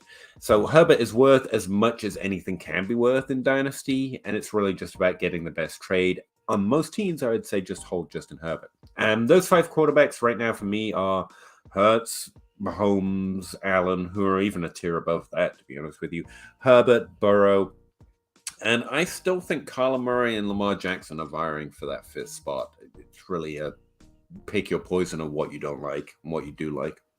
Contract versus injury. Does that sound about right, Zach? Like there is no value of Justin Herbert. He's just too the tier of guys that are above Jamar Chase and Justin Jefferson. Yeah, it's a whole nother. There's just not really a. I mean, it's if you can add to him and get Allen or Mahomes, like that's the only way of going up. I mean, I don't understand. What did AJ Brown and Diggs do that Moore didn't before they played with the best quarterbacks of their career? AJ Brown was the same thing in Philadelphia that he was with Ryan Tannehill. First, get that straight. Like he was a top 12 wide receiver with Ryan Tannehill. It did not require Jalen Hurts. And Jalen Hurts wasn't the best quarterback of his career until this year. Until very recently, everyone was telling me the Eagles were going to draft someone because Jalen Hurts was so low drafted. So let's not post hoc explain how good these players were with good quarterbacks. Diggs, same fucking story, man. Like everyone explained to me Diggs couldn't be good because of his draft capital and then couldn't be good because of Kirk. So like Kirk and Diggs was phenomenal with Kirk before he moved to get Allen. And I still think Allen is as good as he was essentially because of Diggs, not the other way around. Diggs helps out Allen a lot more than and then Allen helps out Diggs, to be honest. I'm just saying that. All right, now I got the ire out the way for Diggs' draft capital holdover. DJ Moore, either in college or in the NFL, adjusted for the quarterback play, has never been as good as either of them at either level. Yards per route run, receiving yards per team pass attempt. There's nothing stopping DJ Moore acquiring similar levels of volume in either of those stats, and he does not. He's a phenomenally good player who plays phenomenally well. But at a certain point, you can't keep justifying touchdown potential as the only thing holding him back.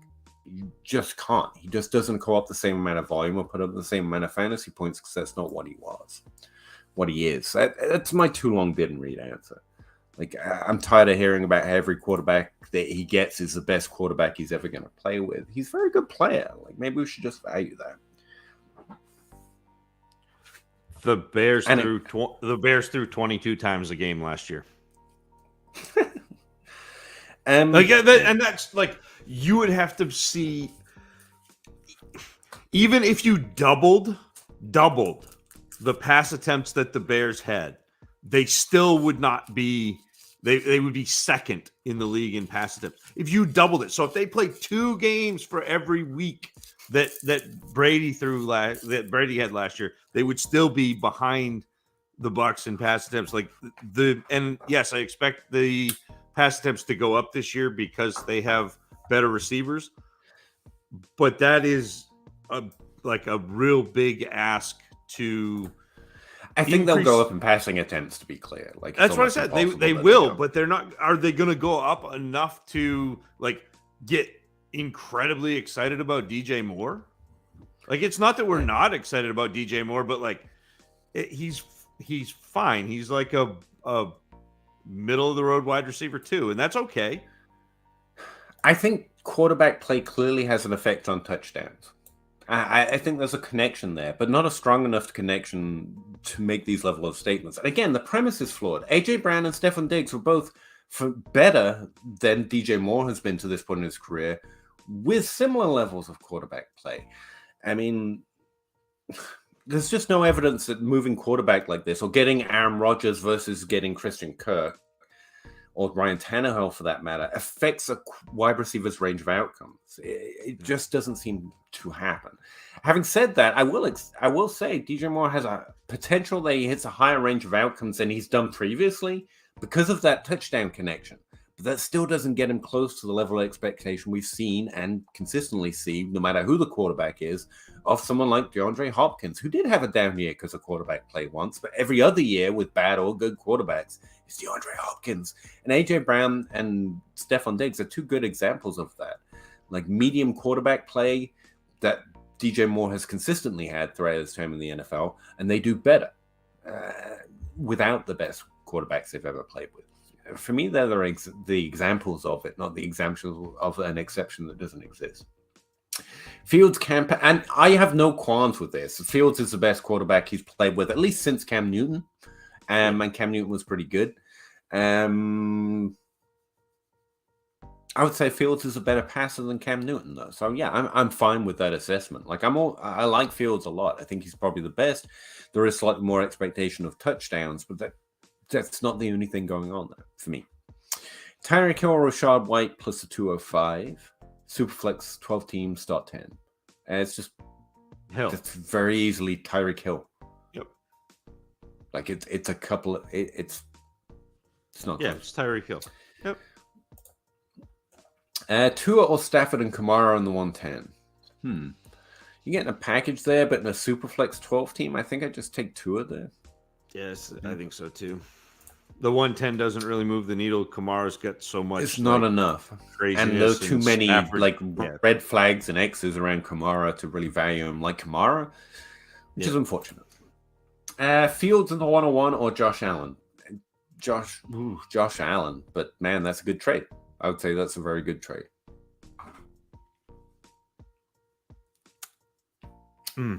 I think I might take the other side of it, but that's close. That's close. That's one that makes you think anyway. I mean, I think that says it. It's very even. You just kind of lean to the side of the way you want to play Dynasty, and I lean Josh Allen. I take the elite asset, but Fields again. Well, that's the thing. To Gavin's point, Fields is a great quarterback and much better than we've seen so far. I genuinely believe that. And outhouse Lawson, so he'd probably lean that way. And it's not passing that gives you the ceiling. It is rushing that gives you the floor. No, rushing gives you the ceiling. I thought you said it the other way around. No, it's the other way around. Rushing gives you the ceiling because that's one. It's if you run for 700 yards, every quarterback to run for 700 yards is a top 12 quarterback, fantasy. That's it. Boom, there it is. So then if you can throw it all, ceiling, and then to get Bijan Rob, again, it's close. I think it's very even, but I think it's a really good trade, and it's tough. like I was saying about Herbert, and Allen's above Herbert. It's really tough to put together a package that's worth that. And I think this is a good one. Yep. And that's as much of a compliment on a trade as I can come up with. Okay. Other offer is Burrow and Chase, or Fields and Waddle and the 101. That's a difficult one too. Waddle and 101. Oh man, I think it's Fields, Waddle, and the 101. As much as I like the Burrow Chase, like I think it's Fields, Waddle, and the 101 for me. Taking Josh Allen out of it, that swings it the other way for me. And Fields, Waddle on the 101 kind of wins. It sucks to lose Chase, but again, there's getting close to Chase and or Burrow value is fairly remarkable. I take the 101. So Burrow and Chase. I wouldn't hate anyone who just takes a surety of Burrow and Chase, but I'm the other way for me. Cowboys with Zeke too. Yeah.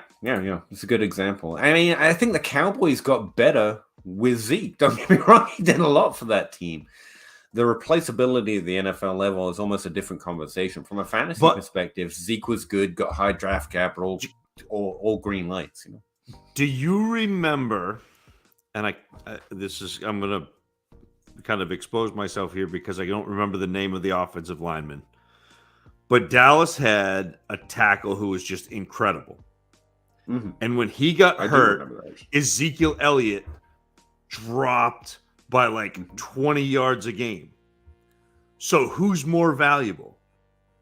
Like if you throw especially considering offensive linemen don't even get paid at the NFL level. Yeah, I mean, and that's the like that to me. And again, like it's not saying don't draft running back, but I think that in the area in the first where you're usually drafting running back, or where teams have traditionally drafted running back, mm-hmm. there are more valuable positions to a team than running back. I agree. That's it. That's it. And it's like for fantasy, absolutely running back. Boom, let's go. But in NFL circles, drafting that running back, and especially a running back who, like Bijan may be like quasi-exception, like Saquon is like quasi-exception, McCaffrey's like quasi-exception, because if you were using them right, they're a receiver also. So maybe, but unless you're drafting a running back who can do that and you're using them that way, I don't think there's much of an argument for it. My bad, I'm behind. You're good, man. So are we. You can't get it wrong. You can drop whatever you want in the comment box. We have to deal with it. Tyron Smith, yeah, you're right. That's good, Genji. Thank you. They would both be better than Dean. They were both better. Yeah, they did more. Yeah, anyway. Higgins 104 on the 25 first, or Jamar Chase. 12-team 1 QB start night. I think Russ that isn't one's here, is he? Yeah, I think that one's Chase, but it's close because you got a quarterback. But it's a one quarterback. That's Chase easy. One quarterback. Yeah, let's go. I have a good team tied for first last year. That's good to know. I'm looking for the second part before I skip. Oh, that was the first part. Was up there. Yep. Yeah. Still Chase. I already thanked I guess that was tackles. Yeah. Nick Chubb 109 and the 209, or JT. I don't know if this is super flex or not, but I don't think it swings me.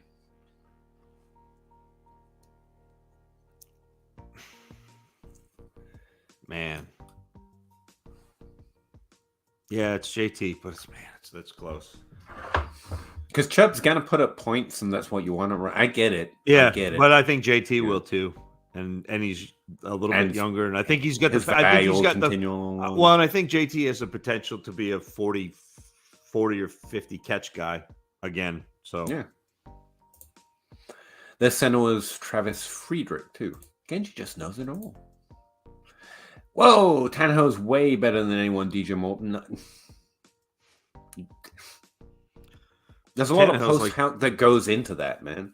Like Tannehill's like the definition of average. Like he is like Tannehill was bad. Quarterback. Like, I don't know if you remember this, Gavin, but Tannehill was bad. Like, he got traded. He got left Miami after doing decently, and no one even thought he was really going to get that starting gig. Then he played with Corey Davis, who we had a lot of expectations for. We blamed Corey Davis' disappointment on Tannehill. And then A.J. Brown came in, and suddenly Tannehill was better than anyone DJ Moores has played with. Like, A.J. Brown did a lot for Ryan Tannehill, and it showed after he left. Frankly, again, so the signals with AJ Brown, and again, did better in the same situation than Corey Davis did. AJ Brown did a lot of that work, and I think it's a little unfair to him to just explain that Tannehill was better. Now we see it in hindsight after he played with AJ. You know what I mean? I mean, I could be wrong, but that seems to be the order in which the story went. The players who were bad then got those wide receivers added to and were suddenly better. For me, I think it's those players they suddenly got to take advantage of. Thank you for answering the question. Literally what we're here for, Chris. Really appreciate you asking them. Go up or not worth it? I feel like I missed something. Did we miss Chris's? I know it's late and you got to go, but no, I think we got him. No, yeah, we got. It was a Justin Herbert question. So it's always worth going up. It's my general rookie advice, I guess.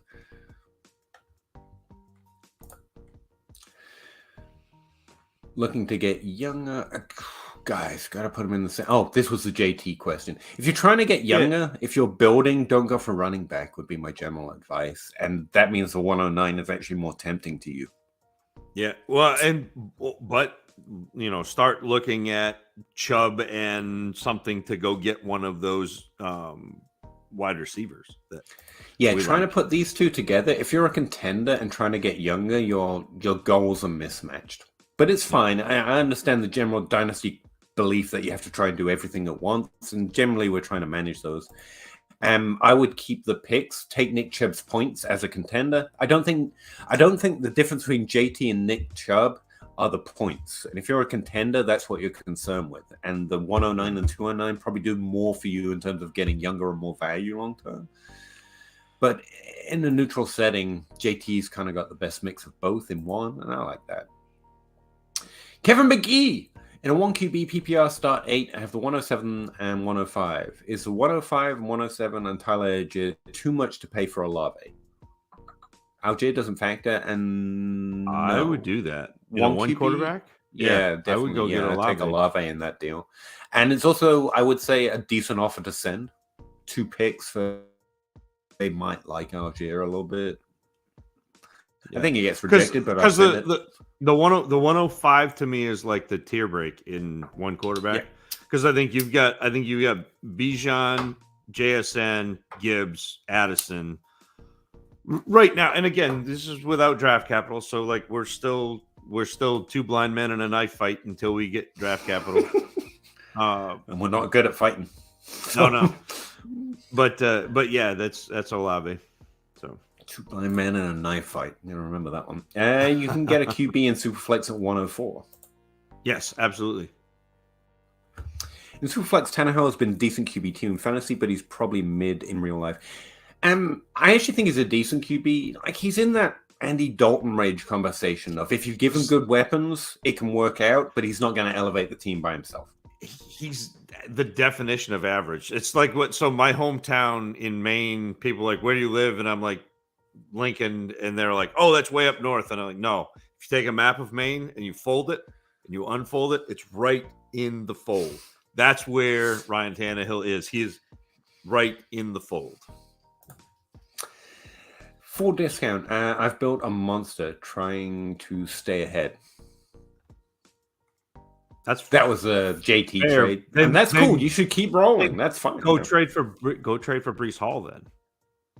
Oh yeah, solid move. But JT's fine for that goal. Yeah. Yeah. Pre-Zeke 4-1, offensive rookie of the year Zeke 3-13. Yeah, he's fine. Team got better, but they didn't get better enough, especially considering there's a lot of factors to consider when saying how much a player is worth. to an NFL offense. That's I think we're always trying to mention. Zeke improved the team. Did he improve enough the team compared to what else they could have improved the team with? Yeah. There's a lot. They used him pretty well. Yes, they did. That was Dak's rookie year. Yeah, I was trying to get into the weeds, but the fact that they found Dak as Tony Romo age was also somewhat of a factor there. Yeah. His wide receivers are JJ. Oh, you've got sick wide receivers, dude. Yeah, you definitely have a monster there.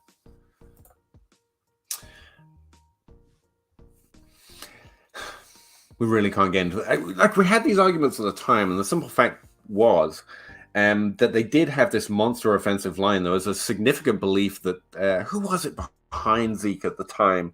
Like, he had a few good games because Zeke went out, and everyone was like, behind this offensive line, which is probably true because the offensive line matters as well. Oh, what was his name? Damn it. Dunbar. Lance Dunbar. Is that right? Lance, and then he suffered a horrific knee injury. Yeah. Or some sort of injury, if I remember right. It was a fun time, but that team was really well built. But the fact they found Dak, and that also factors in, and the receivers weren't half bad as well. Again, there's a lot of moving parts to an NFL offense, especially at the running back position. It works more as a unit than most other positions. Oh, so there's a balance. That was Alfred Morris that had a decent. Alfred Morris had a stretch there, because of that offensive line, and Alfred Morris was decent, even at that point in his career behind it. Yeah, I remember that. Tannehill was good in Miami, but he left Miami, and no one really had high expectations. Yeah, he was decent. Looking back, it now feels like you could say, oh, look, he was decent in Miami. But at the time, it was something of a disappointment, which is why they let him go. And why not a lot of people have high expectations of him on Tennessee, especially after the Corey Davis year. Traded for Brees. Tried for Brees, unavailable. Yeah, and I think JT's an interesting segue from Brees because he's a little older, but similar range of expectations, still younger than Nick Chubb. I think it's a decent trade. Don't get me wrong. With those wide receivers, you're built to compete. You are getting slightly younger. But I think Nick Chubb, honestly, I don't know the value difference in terms of points of JT and Nick Chubb is enough to account for the 109, since everything else in your team is great as well. But it's a balanced trade. You can definitely do that, and you at least... Yeah, I think it's balanced. It's fine. I don't know. I know that I was laughed at because I slightly flawed. Yeah, I have Dak in my home league. You got Dak. Like, I got laughed at because I took Dak in the last round of a. No, I remember a lot of people really like Dak, and I was on the. Doesn't happen very often. Trade. I don't evaluate quarterback trades, but then when it happens, you get to adjust really quickly. And I got a lot of Dak eventually, because again, he was lower drafted, and the team was going to do something about that. Lofty made this trade today. 10 teams, start 9, half point PPR, Superflex. Sent Lance, Mike Thomas, a 24 first for the 108 Tannehill, Smith, and the 24th third, and a 24th third. That's a fourth, but in the first side. But I still think I'd rather have the Lance and Thomas side than Tannehill and 108. Yeah, I think the Lance side's got the upside and probably the value as well. Yeah. Derek McFadden went over 100K yards. He's in the year before Dak got drafted. Yep. Mm-hmm. Sorry. I know, Genji, but Zeke was the youngest. I feel like we're reading their conversation at this. The youngest player to reach 1,600 yards. Yeah, no one's saying Zeke isn't good. Isn't good now for that matter. He's still pretty good. How are we feeling about Tua? I think he's pretty fairly valued. He's pretty interesting top 12 quarterback in Dynasty. Hoping he can keep away from more concussions, but that's not really something you can predict. Just a hope we have generally from most players. He doesn't have that top 5 upside, but he's solid. He's Trevor Lawrence with a concussion history, which is unfortunate, but I don't try to ding the player for that too much in terms of his expectation. Also, we're valuing Fields over Lamar and best ball right now. I am not. This is one of the differences we find quite here between me and Zach, and especially Dynasty Outhouse. I've seen it from Lamar. I've seen it consistently from Lamar, and I still think he's a better passer than Baltimore ever used him to be. And we're on the same page about that. But I don't buy into the upside of the younger player who could also be there quite as hard. Like, I like the guy who's done it a little bit more for a little longer than most. Well, and again, like if we're talking straight up, it's still Lamar. Like to me, it's still and the same thing with Allen. Like it's straight up, it's Allen over Fields, but you throw in Bijan and because that's what we were talking about. Like there's you won't hear me say a bad word about Lamar Jackson, but I also think Fields Fields has the potential to be up there too, but. He certainly does. I mean, he's a good prospect who's underrated. He's one of those who got completely insulted, in my opinion, by people asking him if he'd switch positions at the. Oh yeah, if I remember, he was the one. It's like it's pretty ridiculous. Bill Polian said he should play wide receiver. It's like, but there's also an element, and this was true of Lamar. Hopefully, he can find something different. Of when the NFL thinks something, they don't often change their mind. It's like running backs who could catch passes and don't. It's like the NFL thinks a thing. And doesn't change its mind on players. It does change its mind over time on positions a little bit, but on players, and it's so dominant, players have so little power. That's kind of why I'm in Lamar's corner. A player trying to exert some power doesn't happen too often. Despite all the noise about prima donnas and players demanding stuff, the NFL is all powerful. There's only one league. And they mostly get their way, or players fade out of the league. Sorry, I went off the point here. On redraft and best ball, I don't know. I'd want Lamar over Justin Fields, presumably, but Lamar's playing this. Yeah, that's the risk. But with Dynasty, it's kind of like why I like buying into the Kyler Murray and Lamar Jackson thing. I think these issues resolve eventually, and I'm still I still think the players are good. And where Dynasty has got this window where you can just take the immediate risk and believing that at some point it works out, even if it's not quite as quick as we would necessarily prefer in redraft, you get to just buy into that. With redrafters, honestly, I would follow redraft ADP, and they have a better angle on it. Tannehill's best finish in Miami and Tennessee is QB8. Again, we can go back over it another time, but I don't have the data. I'm not pulling up a sheet. But I do remember how it played out. And Tannehill was not nearly as good without A.J. Brown as he was with A.J. Brown. I feel I can defend that point. Sup, Howie? Sup, Mayday? Oh, yeah, I agree, Peter. Kyler and Lamar are easy buys right now. I'm not sure if anyone is giving discounts. So discounts, no. You have to pay quite a lot to get them, to be honest with you. But one way I think about dynasty trades at that level of player is they are tradable. Like we're talking about Burrow and Herbert, you have to give the iron price. You're not getting, and even then, only a team that's concerned or trying to build or trying to diversify or has some other motive is really willing to give them up. Like who wants to get rid of Josh Allen right now? No one. Like why do you give up? You have to have a reason to give up Josh Allen, not a perfect trade, if you know what I mean. But when these issues come along, like I traded for Murray off of Outhouse and I gave up a lot. I gave up the 102 plus. Like that's not cheap. It's not a discount. But before this, he probably just would have been planning to start Kyler Murray. So the trade, even though it was good, wouldn't have happened. And so that's one way of thinking about it as well. And same with Lamar. I've traded for Lamar in the DLF league, different league that Russ is also in. And again, I gave up a packet. I gave up Aaron Rodgers. I gave up a top 5 pick. And I think something else. Like it's not a discount. But I don't think before this time that person would have considered trading Lamar. Because why not? I'm just going to play him. I'm just going to play Lamar Jackson. Whereas now they have to worry they can't. And so suddenly a good trade can happen. If you know what I mean? I'm not, honestly, while we all talk about winning trades and stuff, I'm not trying to unfairly trade for players as a rule, although those feel good too, and it's Dynasty and all's fair. Love War and Dynasty, it's true. But the other thing is I want to play in these guys in this league for a few more years. And if you're constantly just, stealing from them, that makes that harder. So an offer that would have been good 6 months ago is still a good offer, but now they're more willing to do it.